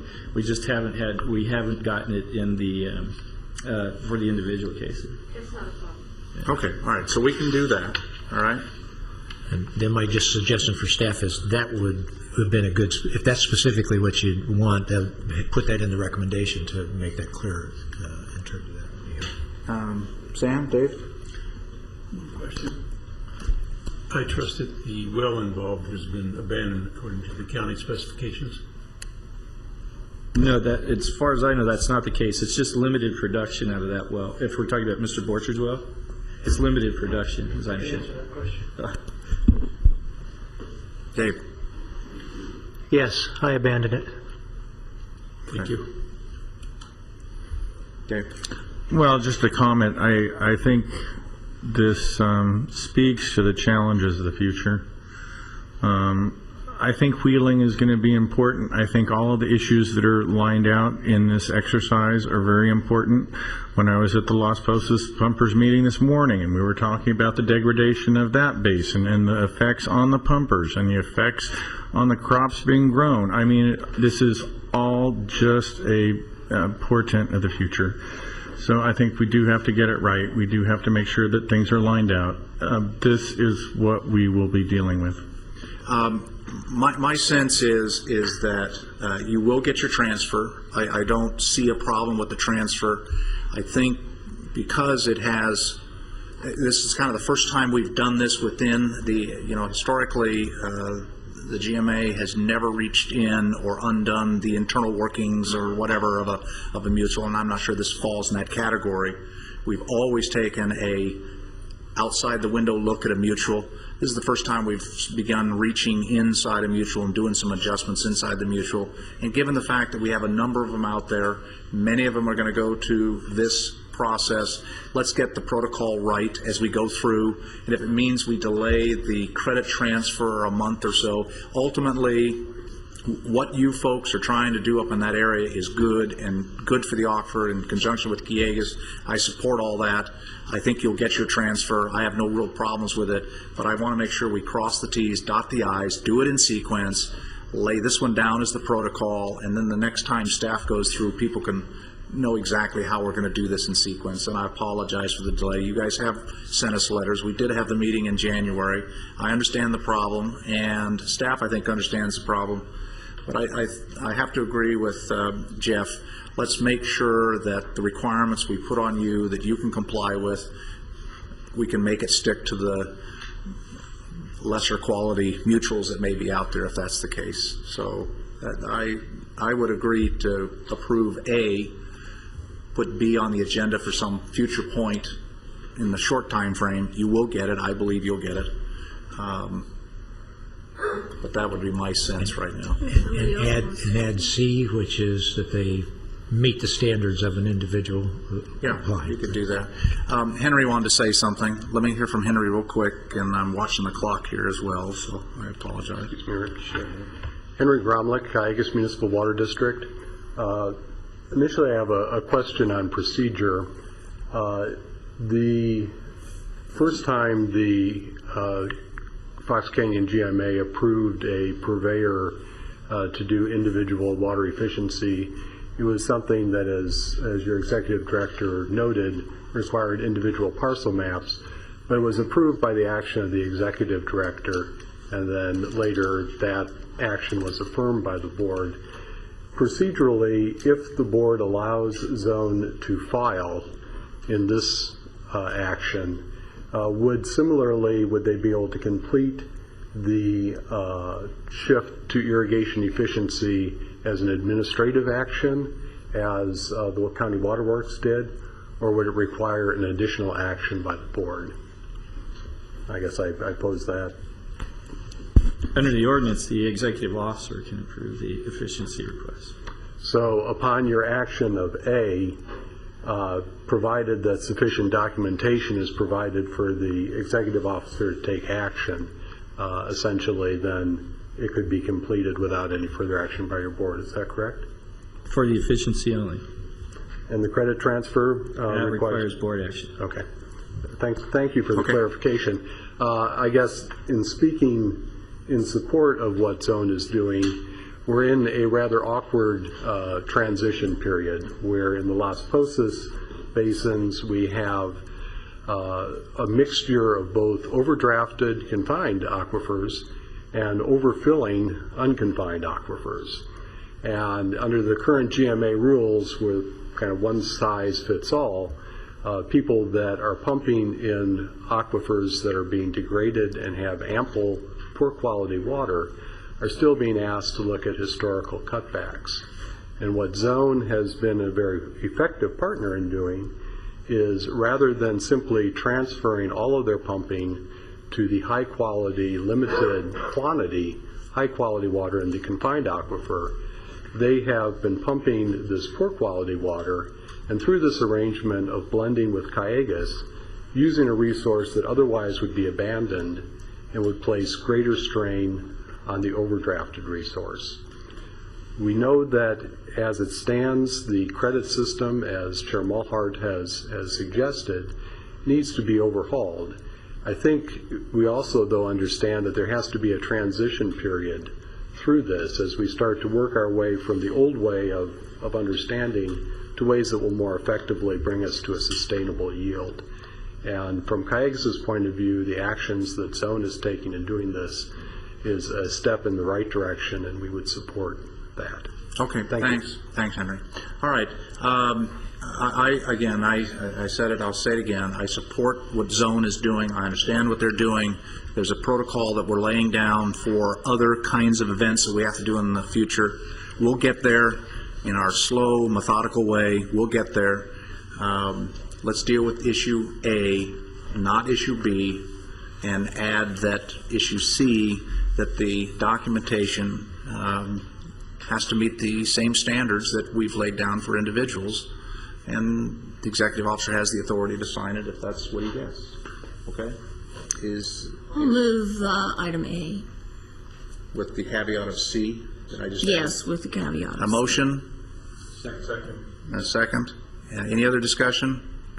Okay, all in favor? Aye. Opposed? Hearing none, so moved. All right, thank you very much. Thank you. Okay, thanks, guys. You did a good job. Sam, you are just wonderful. Oh, my God. Oh, let's go to item number 9.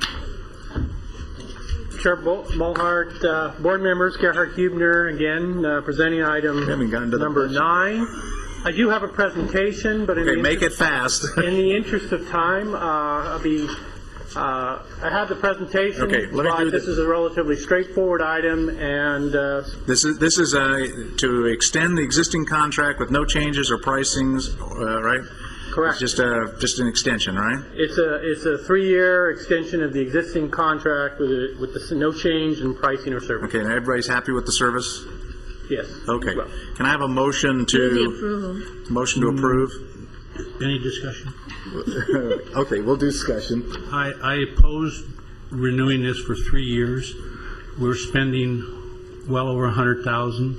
I think 125. Is that not true on the Stiles study? And that's due to come in November. I've talked to Dr. Faber, who's a participant in that study, and we may well have either some additions or revisions on what our Simmons needs are. And I think to be bound to a 3-year contract when we may have a report in November which says we should be perhaps doing something different, I don't think that's a prudent exercise. And I would hope that we would renew it for 1 year so that it can be concurrent with the study, so that they have it in place to be studying the past. If we do not renew it, then we would deprive them of having the past operator there so they can review it with him. But it'll validate or non-validate the past efforts, and then they may or may not have recommendation to change or improve the service in the future, and we would not be bound by a 3-year contract if we only approved it for 1 year. Okay, So my hope would be 1 year. Anticipating maybe this question, we also contacted Dr. Stiles with a relatively straightforward question to him in terms of, will you need weather station data? He said, yes, we see that, at least for the next year, couple years.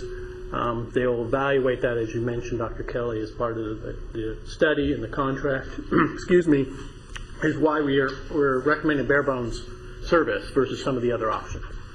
The impression I got from Dr. Faber was that he at least was thinking of looking at a slightly different possibility, quite frankly. And so, what are the possibilities of a 1-year extension? Certainly, that's at your board's discretion.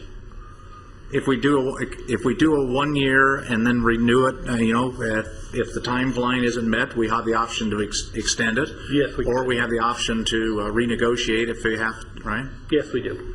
You're happier with a 1 year? I would be overwhelmingly pleased to only have it 1 year. I'd like to hear what the contractor had to say. I mean, we can cut it in thirds, but I think that the person we'd be dealing with needs to speak to it. Are they here? Unfortunately, he lives back east. He operates back east. Okay. But you're comfortable that they're okay with a 1 year extension for the reasons that Dr. Kelly outlined? Have you talked to him about it? I have not. Could I ask a question? Yeah. Is the contract, the 3-year renewal, is it flexible in terms of its terms? I mean, can you cancel it, or are you locked in for a 3-year period at a certain set fee? Let's look at it.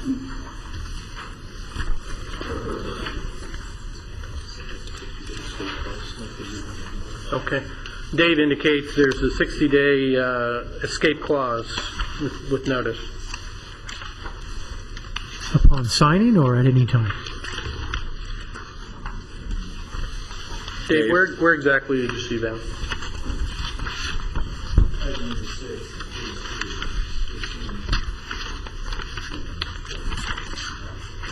You say page 2? Yes. I don't see a contract. I don't see, I see a proposal. Where's the, that's the, okay. I gave you all. Oh, you gave it to us up here.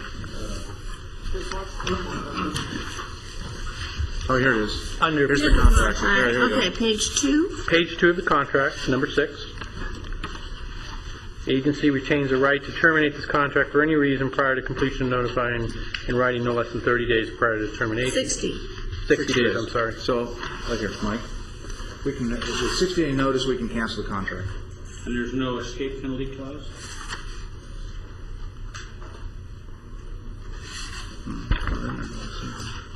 By paying the standard pre-approved penalty. charges accumulated prior to such termination.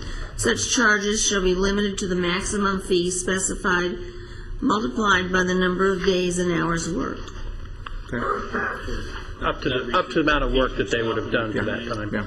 Is that okay with you? Okay, all right, he's okay with that. So, a motion to approve the 3-year extension, that was the motion? That was the motion. Can I have a second? Second. Okay, all in favor? Aye. Aye. Opposed, hearing none. Very good. Excellent question. Thank you. All right, let's go to number 10. Again, Brian Bondi with United Water and Fox Canyon GMA. Item 10 is proposed ordinance 8.3, and I'd like to do two things today. First, give you an update on the status of the agency's ordinance code update project, and then, of course, the second piece will be to, if your board desires to do a first reading of proposed ordinance 8.3. I'll try to expedite this. Real quickly, the first item is the update on the ordinance code project. You might recall in September 09, staff brought you a list of 13 potential ordinance update projects resulting from staff brainstorming discussions amongst themselves and with stakeholders. In December 09 and January 2010, during those months, we added 2 topics, removed 2, and we also adopted ordinance 8.2, which covered 5 of the topics on the list. Today, we're going to briefly update you on the removal or recommended removal of 3 topics introduced before proposed ordinance 8.3, which will be covering topic number 10 from our table, and that will leave us with 4 topics remaining in the project. This table is a copy of item 10A in your agenda package. This is the table we've been using to track the update project. Today we're recommending removing item number 7 from the topic list. This topic was called Basin-Specific Groundwater Management. The idea here was to add a provision in the ordinance to adopt basin-specific rules by resolutions or some other policy vehicle. We're recommending taking a different approach, basically simply updating the ordinance with basin-specific rules at the time they become available. Item number 9, monitoring and contingencies. The idea here was to link the ordinance to the basin management objectives in the groundwater management plan and provide a feedback loop between those 2 documents. We're recommending removing this topic pending the update of the GMP in 2012. So there'll be an opportunity to revisit this, and there's different ways of handling what we were proposing to do at that time. Topic 10, metering. That's the topic for ordinance 8.3. We'll come back to that. Topic 14, penalty structure. The idea here was to add more specificity in the ordinance code related to the different types of violations and the penalties for those violations. Agency counsel has advised us to do that in a different way. We will be bringing back a policy document for the board to consider adopting. That way the specifics are not contained in the ordinance and they can be more easily updated. If there's no questions on the status of the update project, I'll move on to proposed ordinance 8.3. Okay, anybody have any questions? Okay, move on. As I stated earlier, proposed ordinance 8.3 covers a single topic, number 10, under the topic of metering. We're bringing you what staff believes are a number of minor clarifications to the ordinance code. with the goals to ensure that we clarify the requirements for reporting in meter installations, and with the overarching theme that we want to ensure that all extractions are reported. This is very important for us. We use extraction information for trend analysis, modeling, and it's the business of the agency. We regulate extractions, so we need to be accurate on the reporting and recording of that information. And lastly, we also want to encourage communication between the operators and staff. So we'll be covering 3 topics: the reporting of extractions, some exceptions to the flow metering requirements, flow meter installation specifications, and failure and backup notifications. For reporting extractions, this is pretty simple. If you read section 2.3, you might interpret the language in there to imply that only metered extractions should be reported to the agency. Staff believes that the intent, though, is for all extractions to be reported. So the message here is simply stating here that all extractions should be reported, whether they're metered or not. That's a fairly simple change, and actually I forgot to mention that you do have a red line strikeout copy in your package if you want to follow along by section. So all we're basically recommending here is just simply adding the language that states that all extractions need to be reported, just to be explicit. Now, as I mentioned, some extractions may not be metered. A couple instances where that's commonly occurs is with well flushing events and well rehabilitation. So well flushing, all that is upon startup, your well water quality may not meet the needs for your beneficial use, so you pump to waste.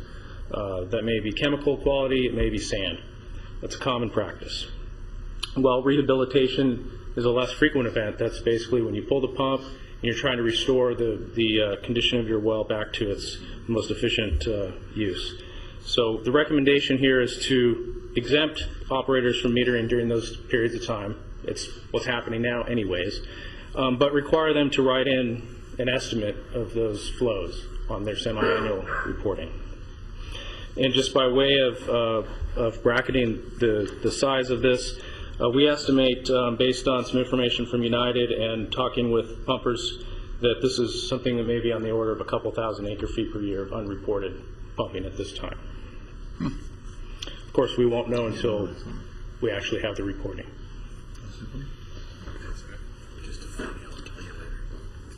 Flow meter installation. Right now, the ordinance code is silent on the topic of installation specifications. Staff feels that we should basically add a statement that and make it explicit that meters should be installed in accordance with manufacturer specs. Those specs are there for good reason. What I have here are a couple of slides or pictures showing a couple different wells, and what I just want to point out some of these things graphically. The first well here, obviously, that's the flow meter that we're pointing to. There's a flushing line on this well that goes off to waste, and you see here that there's a long section of straight pipe upstream of the meter and again downstream of the meter. That's typically what a manufacturer's spec calls for, is a certain number of pipe diameters before and after the meter, before the first connection, whether that's a T, an elbow, a valve, or a lateral line. So that's sort of an example of what probably is a proper installation in accordance with the manufacturer's spec. The well on the right, here's the meter.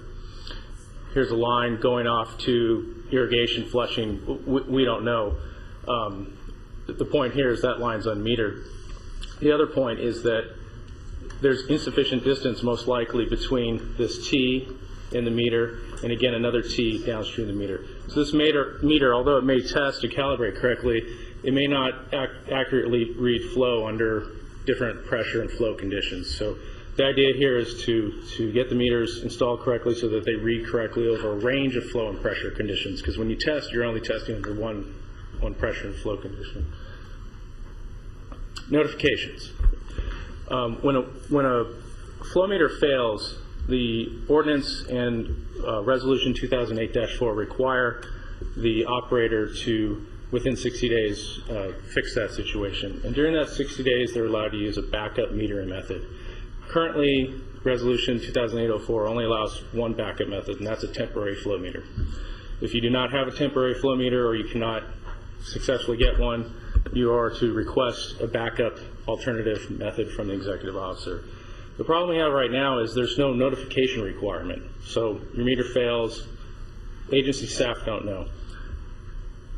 Number one, we can't help them resolve the issue. Number two, we don't know what's happened. We can't enforce this requirement that is in the resolution. So we're recommending a 10-day notification requirement anytime a meter fails.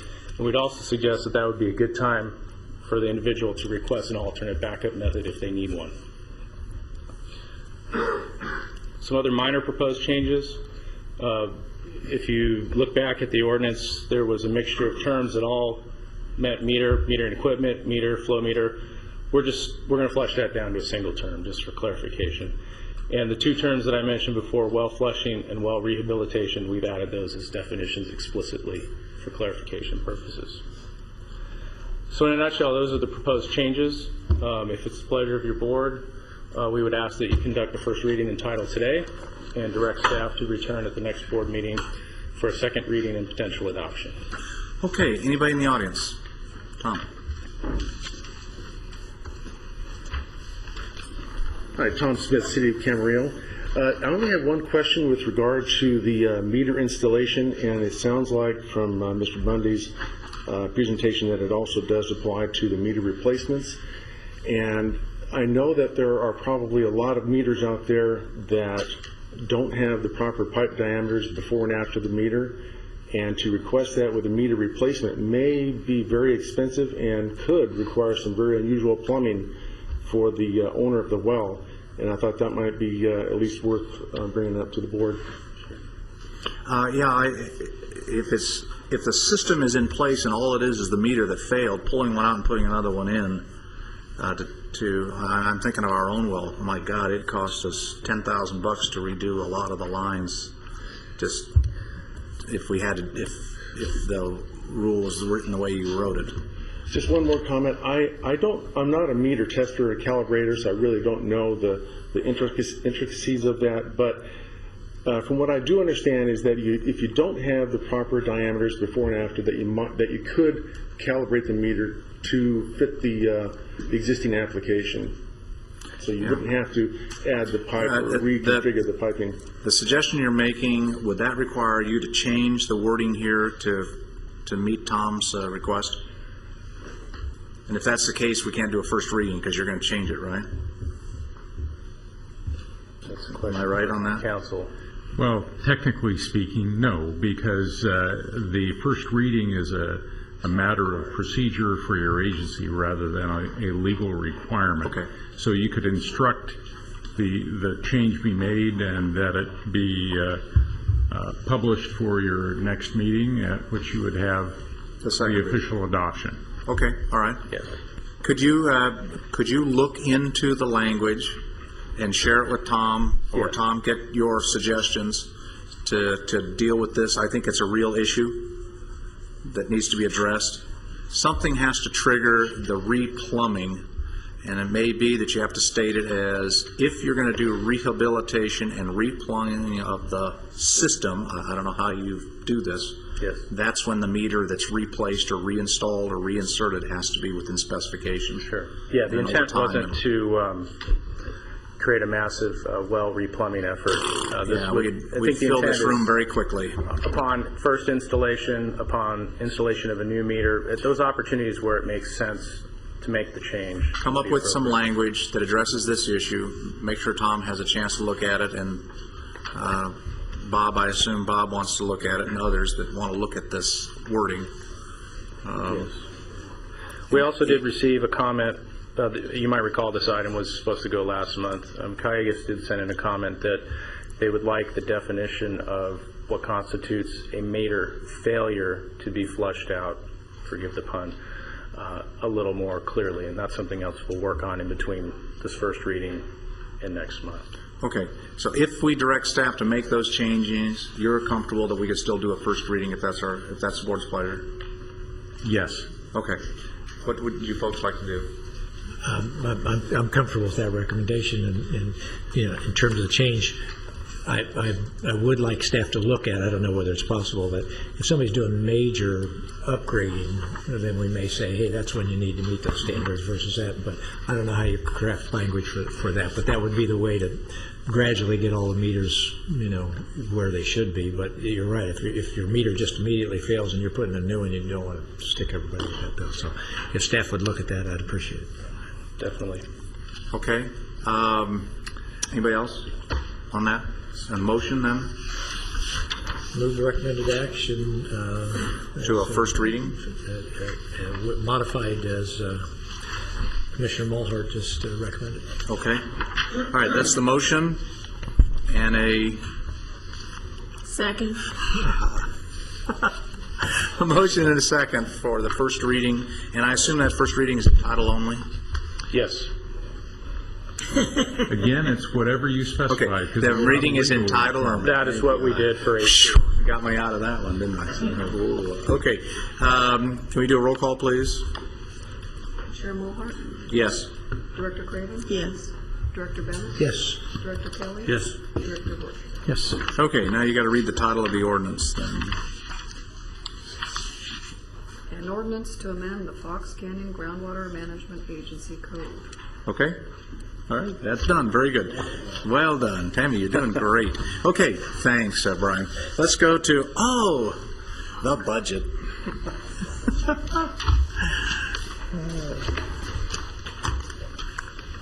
Yes, sir. This one, we'll wait to see the slides come up. Where'd Gerard go? This is his favorite activity here. We do tag team. Okay, I thought you've been so quiet over there. I've been racing to get to your bread and butter here.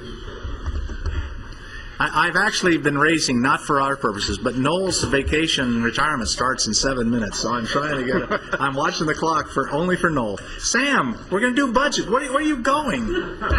Come on, Dave, Sam. All right, don't complain. And Mr. Chair, I have to leave at 4:15. All right, here we go. The meeting. All right.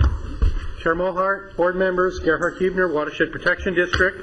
In this presentation today, it will be a two-part presentation. I will be doing the proposed fiscal year 2010-11 work plan. Gerard will be doing the preliminary budget. All right, very fast. Here we go. All righty. Okay, at your board's direction, agency staff, we initiated this formal annual process with the work plan and the budget. Attached to this board letter, you have both the spreadsheet for the work plan, which includes some of the accomplishments from this past year or proposed, as well as the preliminary budget for next year. In that work plan, you'll see the work plan is organized into core tasks. You have essentially administrative, records, database, technical services, legal, and then the additional work plan tasks. And many of those I went through with item 3.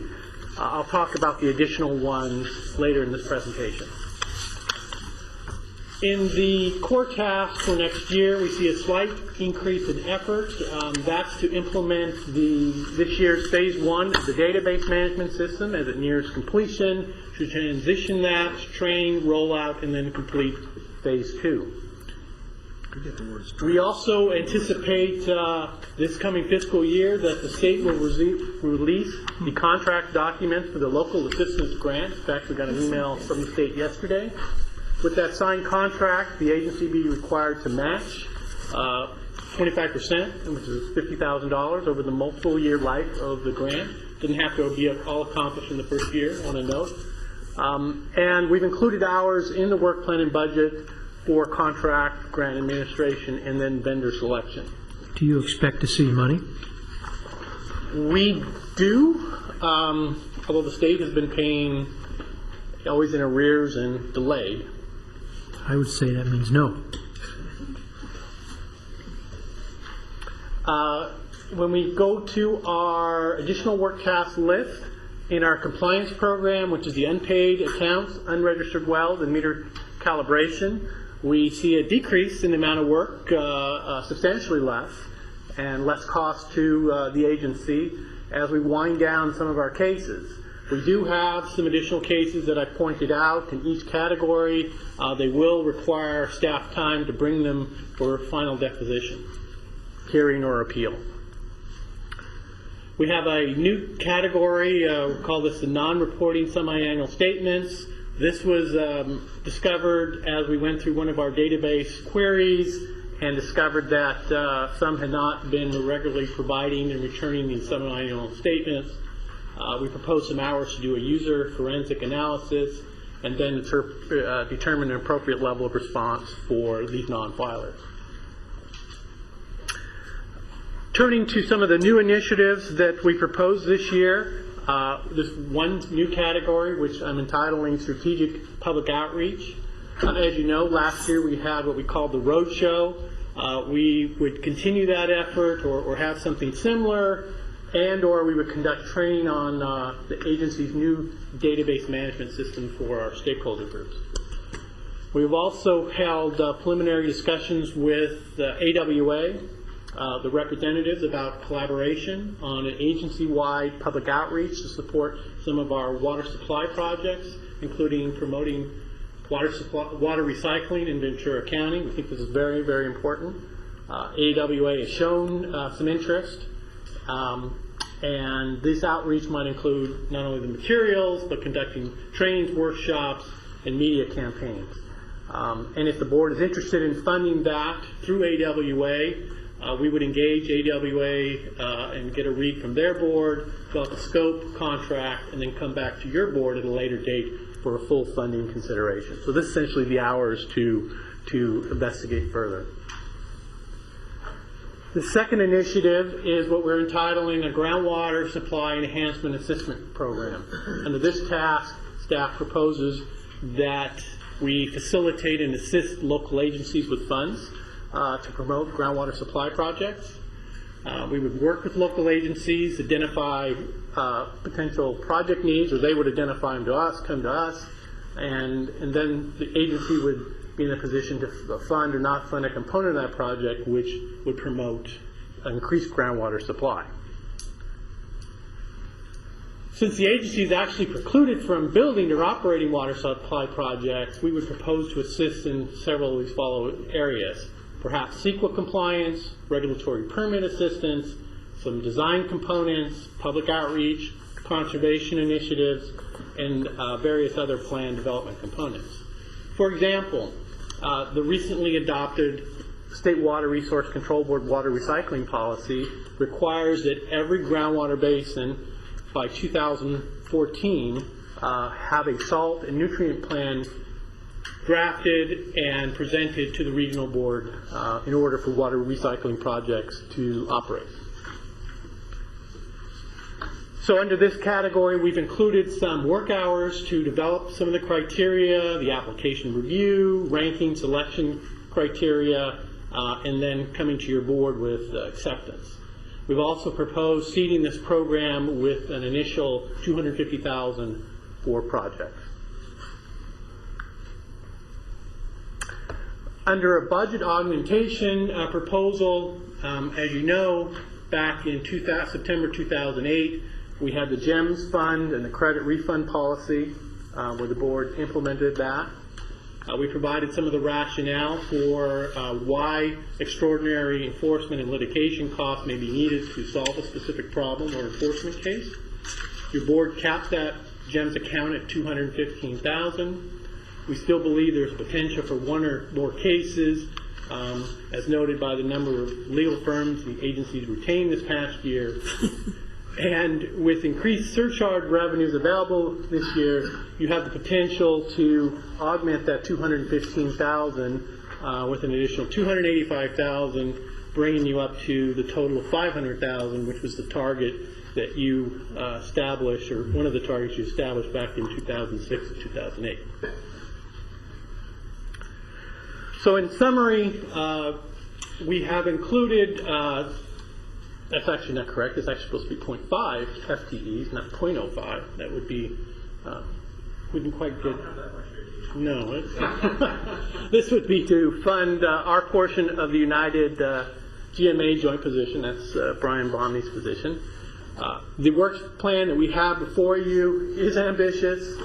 It's combining still resolution of some of the remaining legacy issues, the new database upgrade, and some of the new initiatives that we've outlined, public outreach and the groundwater supply enhancement assessment program. I want to note that the proposed staffing is similar to this past fiscal year. We're not looking to hire anybody. We're not looking to augment the staff. What we propose here is what the staff that we have now and making do. So Okay. with that, I'll turn it over to Gerard. questions or Let's go through George's real quick, and then I'll open it up for questions.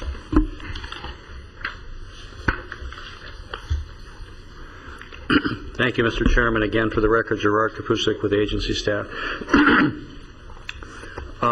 Before I launch into that, let me give quick answers to the earlier questions, specifically Supervisor Bennett, to your questions about the 142,000 acre feet. We obtained information, and the total amount reported through both reporting periods, 2009-1 and 02, was 142,308 acre feet.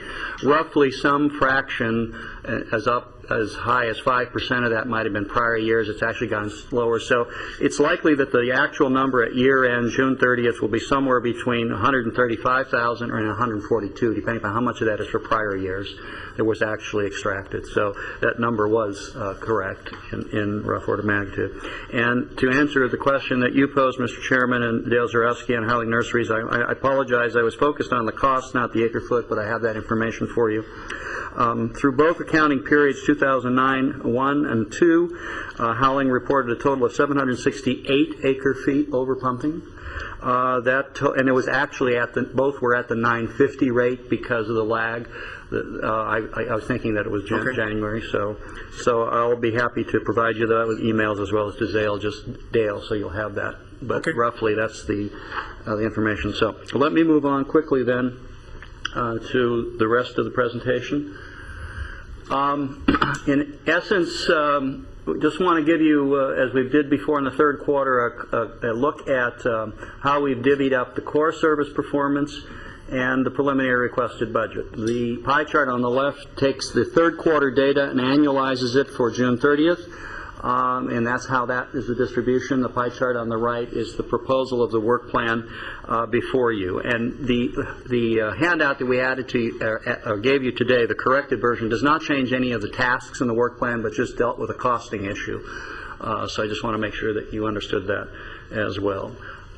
Similarly, when we add in the additional work tasks, the left side shows that this year a little over half of our level of effort was on additional work tasks projected through June 30th if the trends of third quarter hold, whereas in the preliminary budget it's looking at about 40% next year. But again, on the right-hand side, these are our best estimates of going through that exercise, and as we're getting more information, more granular accounting, we're getting better at it, but it is a projection based on the work plan that you have before you.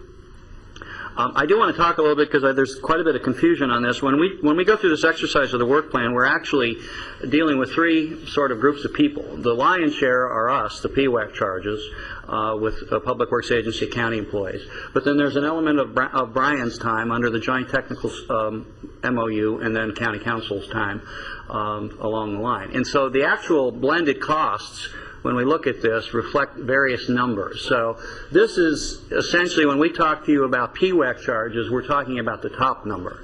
Then you have to add on to that, which is in a different place in the budget because it's an outside contract with United Brian's time, and similarly with County Council Services. So I just wanted to, this proved to be a little bit more helpful in laying this out, and it also is the exercise that confirmed the forensic problem with the costing adjustment that was too high in the initial spreadsheets we gave you.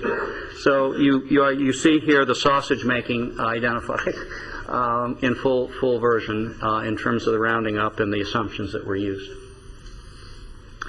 That's important then, and when we look at a comparative metric this year, next year, and as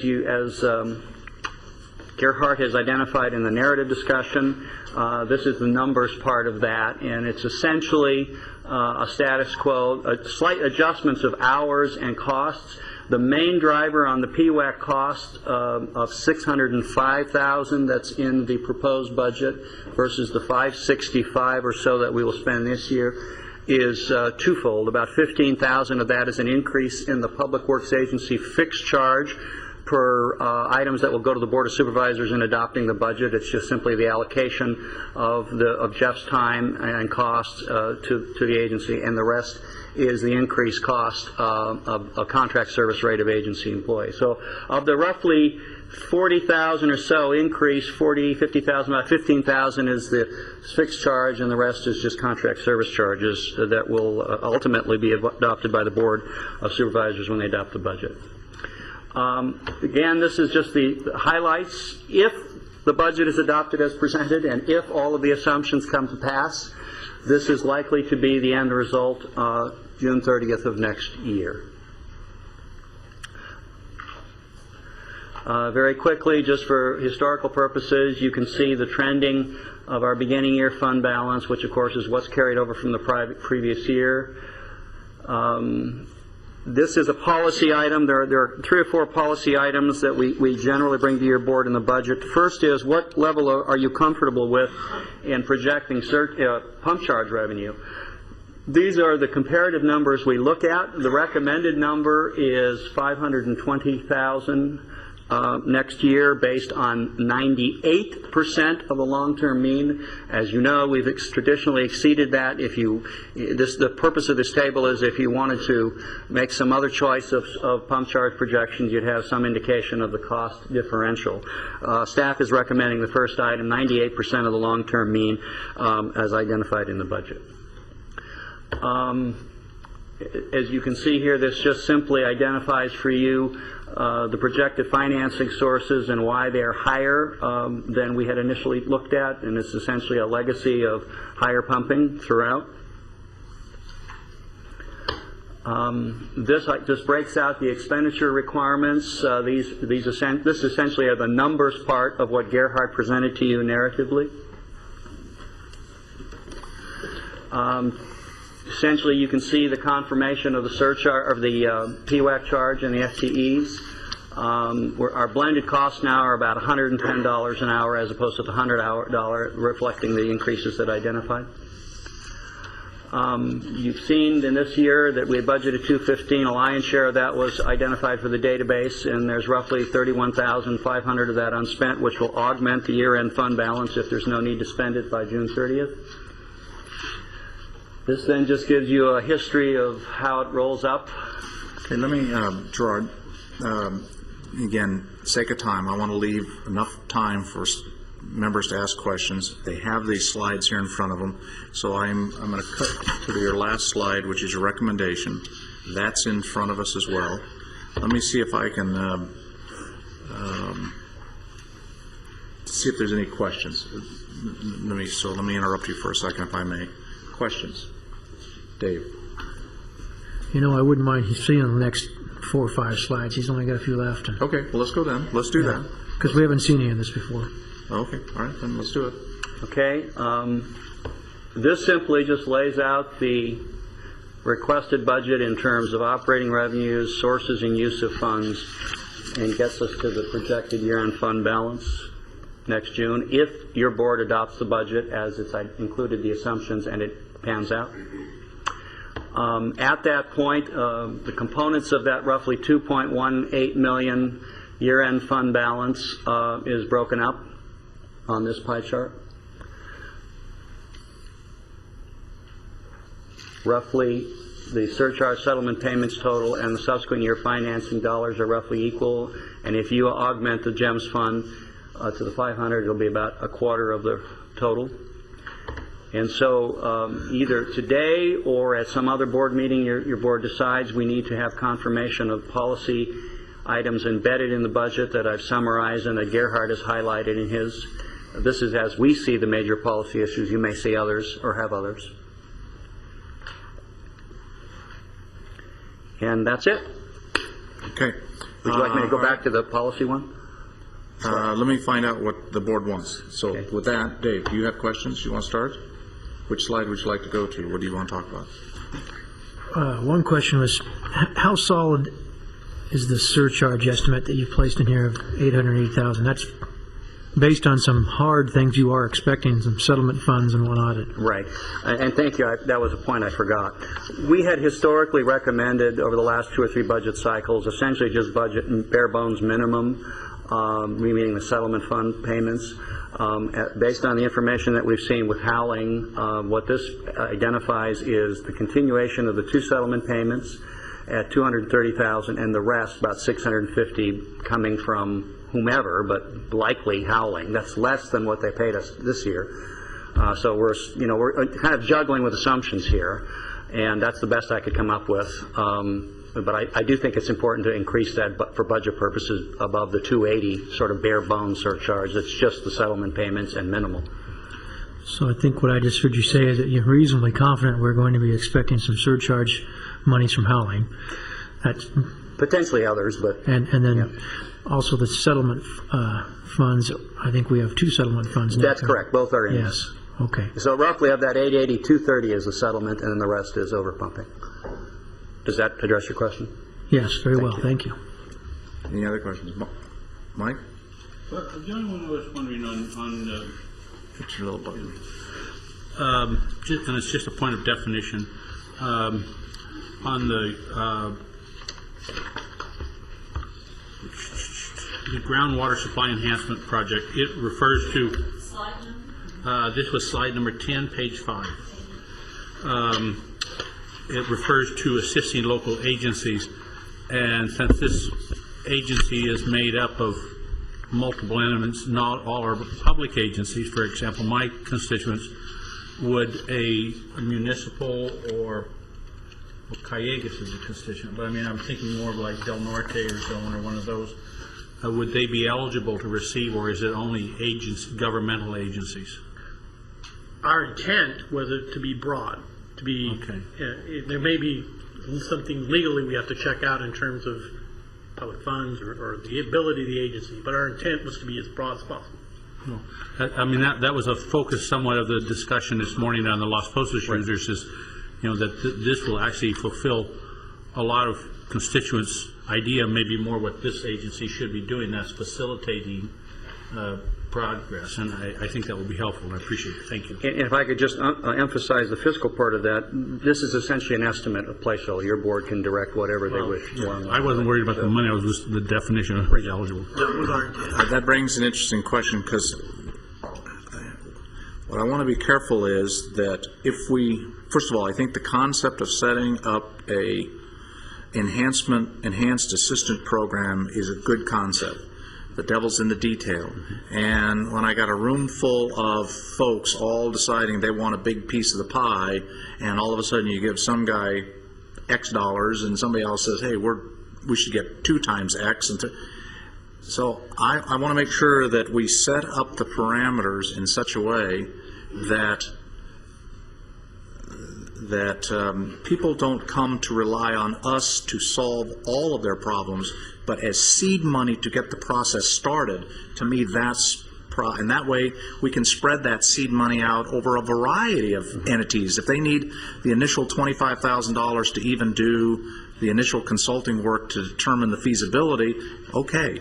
And then you're not played against one guy got 50 and another guy got 10, and oh gosh, and then we just get into a favorite son scenario. That's the only concern I have about this, is that I would rather have seed money that could impact 20 different entities and not feel like one entity is so required to get the bulk of the money. That's my concern.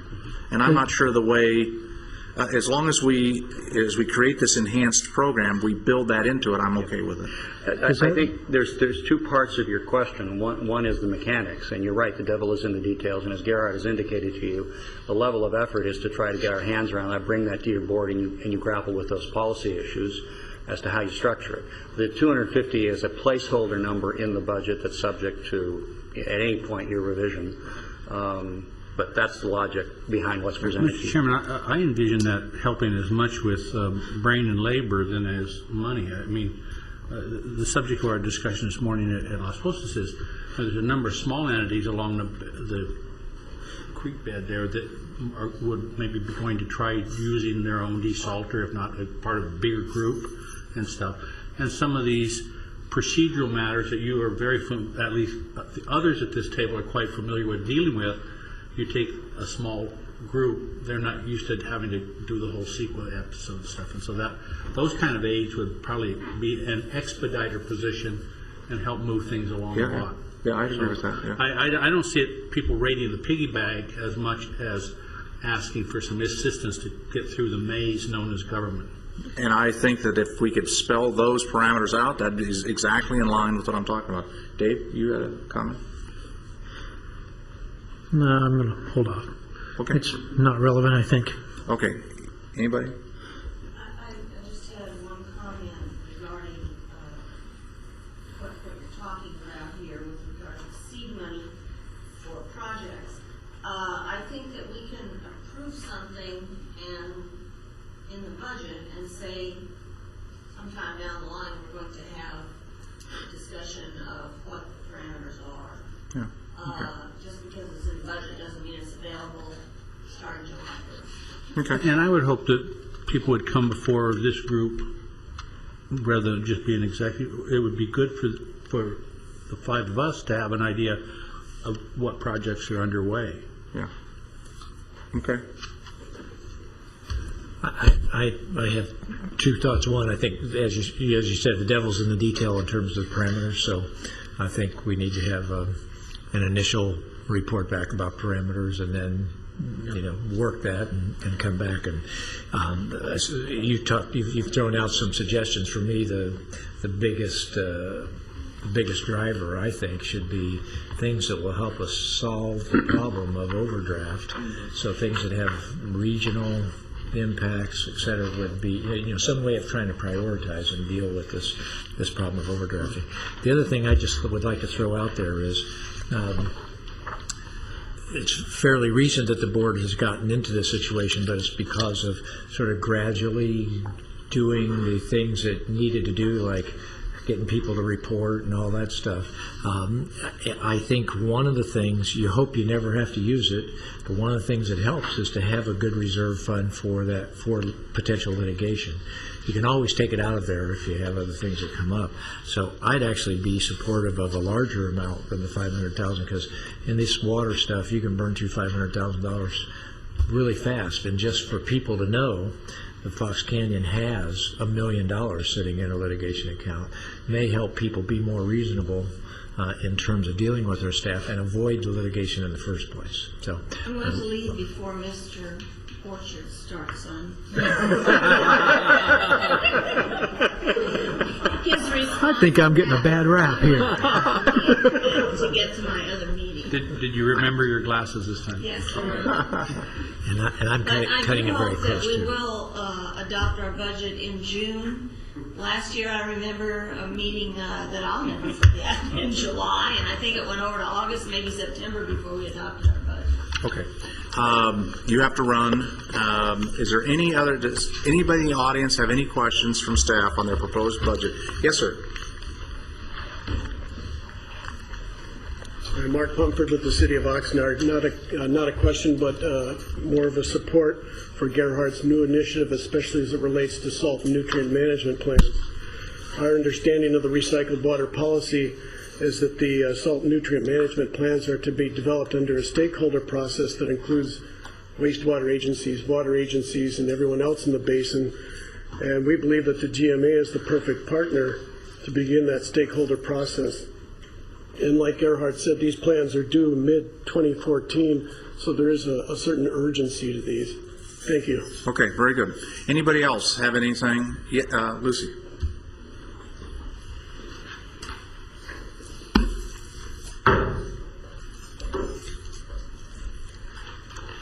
Lucy McGovern, City of Camarillo. I fully support setting aside these funds for the GSCAP.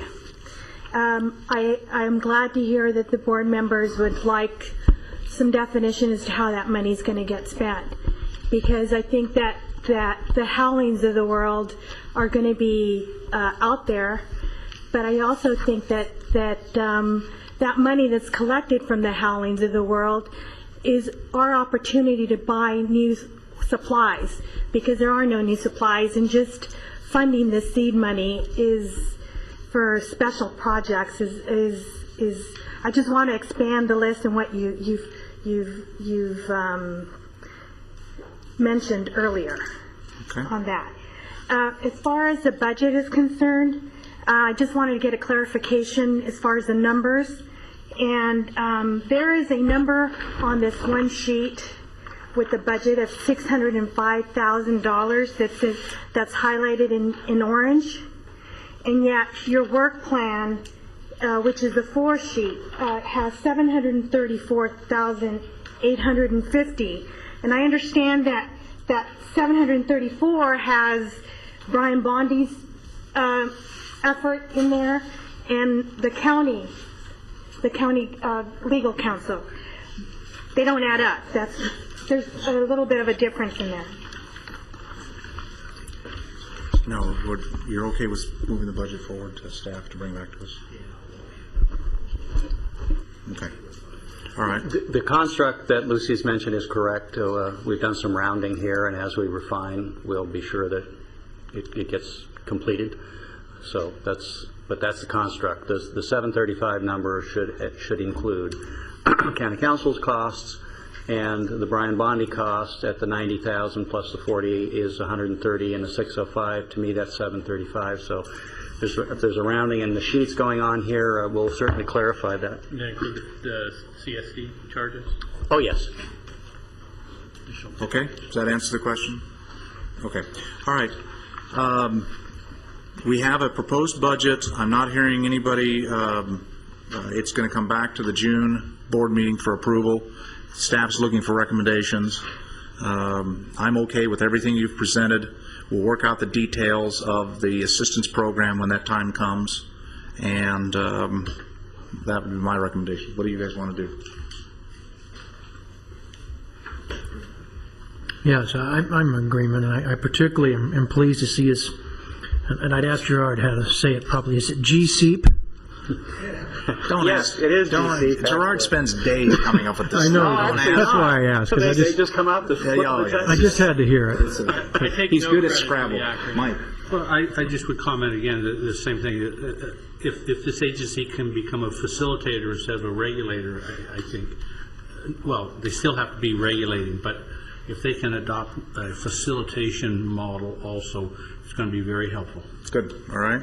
You okay with that? All right. So staff, the recommendation of the board is to accept the budget, put it on the agenda for approval.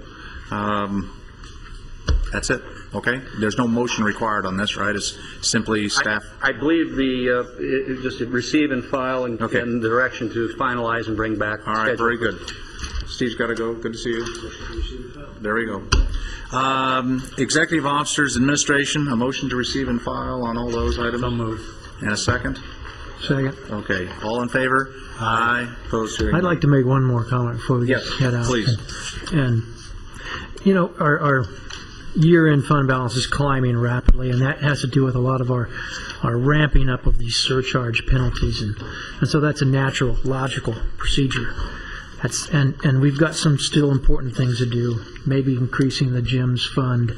This GSEEP idea is a great concept. I would think even maybe more than the 250 is appropriate, since we've got such a high level, perhaps forecasted going into 2011, 2012. At some point, I do think we need to get serious about looking at reducing these pump charges, because it looks like we're getting to a situation where we're going to be collecting significant surcharges, and just to be rolling along with millions of dollars, at some point we're getting off track, in my opinion. Okay. Are you saying you would like to see us change the 250 on the assistance program to something higher even now? Would you like staff to come back with that? I wouldn't mind seeing that. Mike? Yeah. I think that if it's not used as a honey jar, but rather as a tool, an implementation and facilitation, we'll just have to see how many things might come along that need a bit of. I'm thinking of legal assistance and technical guidance more than anything else. Are you okay with doing that? I just want to offer this thought. Number one, looking for incentives for people to make this all work better. I want to give you an example. Incentives for people, we have this ability to go around and electronically check everybody's meters if they voluntarily do that. We might come up with an incentive program for people to actually do that, because the more accurate we're able to collect this information and the more people can trust that it's, we're accurately getting the reporting. But when you talk about, about the pump charges and our fund balance, I look at this and I'm concerned. I don't want it to be just we're just growing this fund balance, but at the same time, we are coming to a crossroads. We have not really identified, at least to my mind here, what safe yield is in this basin, and what are we going to have to do to get to safe yield. And my guess is that's going to take an enormous amount of resources. So I wouldn't want to lose sight of that while I think this should be a temporary thing. I don't want to just keep growing them but we have these fund balances so we can do the things that we need to do to get this basin long-term sustainable. And that is accurately, but it takes money to be sure we can accurately identify what safe yield is, and it's going to take money to help people make the adjustments that they have to make to still have profitable farming, et cetera. So I don't want to rush I want to make sure we do our first priority, which is to regulate the basin so it's long-term sustainable.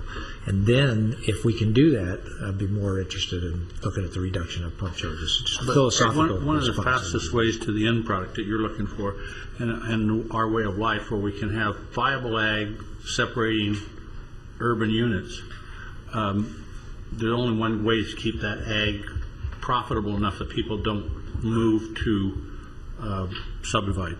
And doing so, water is a primary component. But as you listen to all the meetings, there is so much good potential on the recycle side. But there's always a little bugaboo of people being afraid of it. We had the last OPUG meeting where I think it kind of got M&I onto the ag side. The people in Monterey don't wear purple suits when they irrigate their crops, and yet that was implied. And some of that, maybe some of this monies and funding and expertise can be used to ferret out the truth and help guide us along, to help implement. Because if all the projects that are coming along, including the Las Posas, we're getting a lot closer to the sustainable yield of the water that's still there. The question I want to ask, because I'm respectful of Steve's time, because he's got to go. Do you want us to take the $250,000 for the assistance and drive it up to $500,000? Move some of that excess cash, and let's make sure we have the seed money to do the assistance, and say to staff, at some point shortly after we get the budget, we need to have the debate to frame the parameters of how to use that money. It could be for these kinds of things. It could be for this kind of thing. There's all kinds of things that a little bit of seed money, my only concern is I would rather spread it across a variety of things, get a variety of things, throw more things up at the wall and maybe something will stick nice than one big project. So what I'm hearing from, if you're okay with this, staff to take that assistance amount and double it. Let's take it up to $500,000. Let's build up the $500,000 for the legal, moving that up. That gives us the protection, and it also gives us the stick and the carrot, if you want. It gives us the tool to do good things, and it gives us the tool to make sure we can enforce what we're doing. And that's really what we're going to have to do. We're going to have to enforce what we're doing, write the rules, make them fair, and then encourage people to do it right and do the assistance where necessary. And those two funds can balance each other. You okay with that? I think it's a perfect use for those surcharge funds. It makes good sense. So it's good policy. And I can live with that, because I think we're all trying to get the same goal. We're all saying the devil's in the details. Yeah. We'll work that. Okay. So you okay with that one change? Yes, sir. Okay. Anybody else in the audience have anything before we adjourn this thing? Meeting's adjourned. Thank you. All right. Thanks.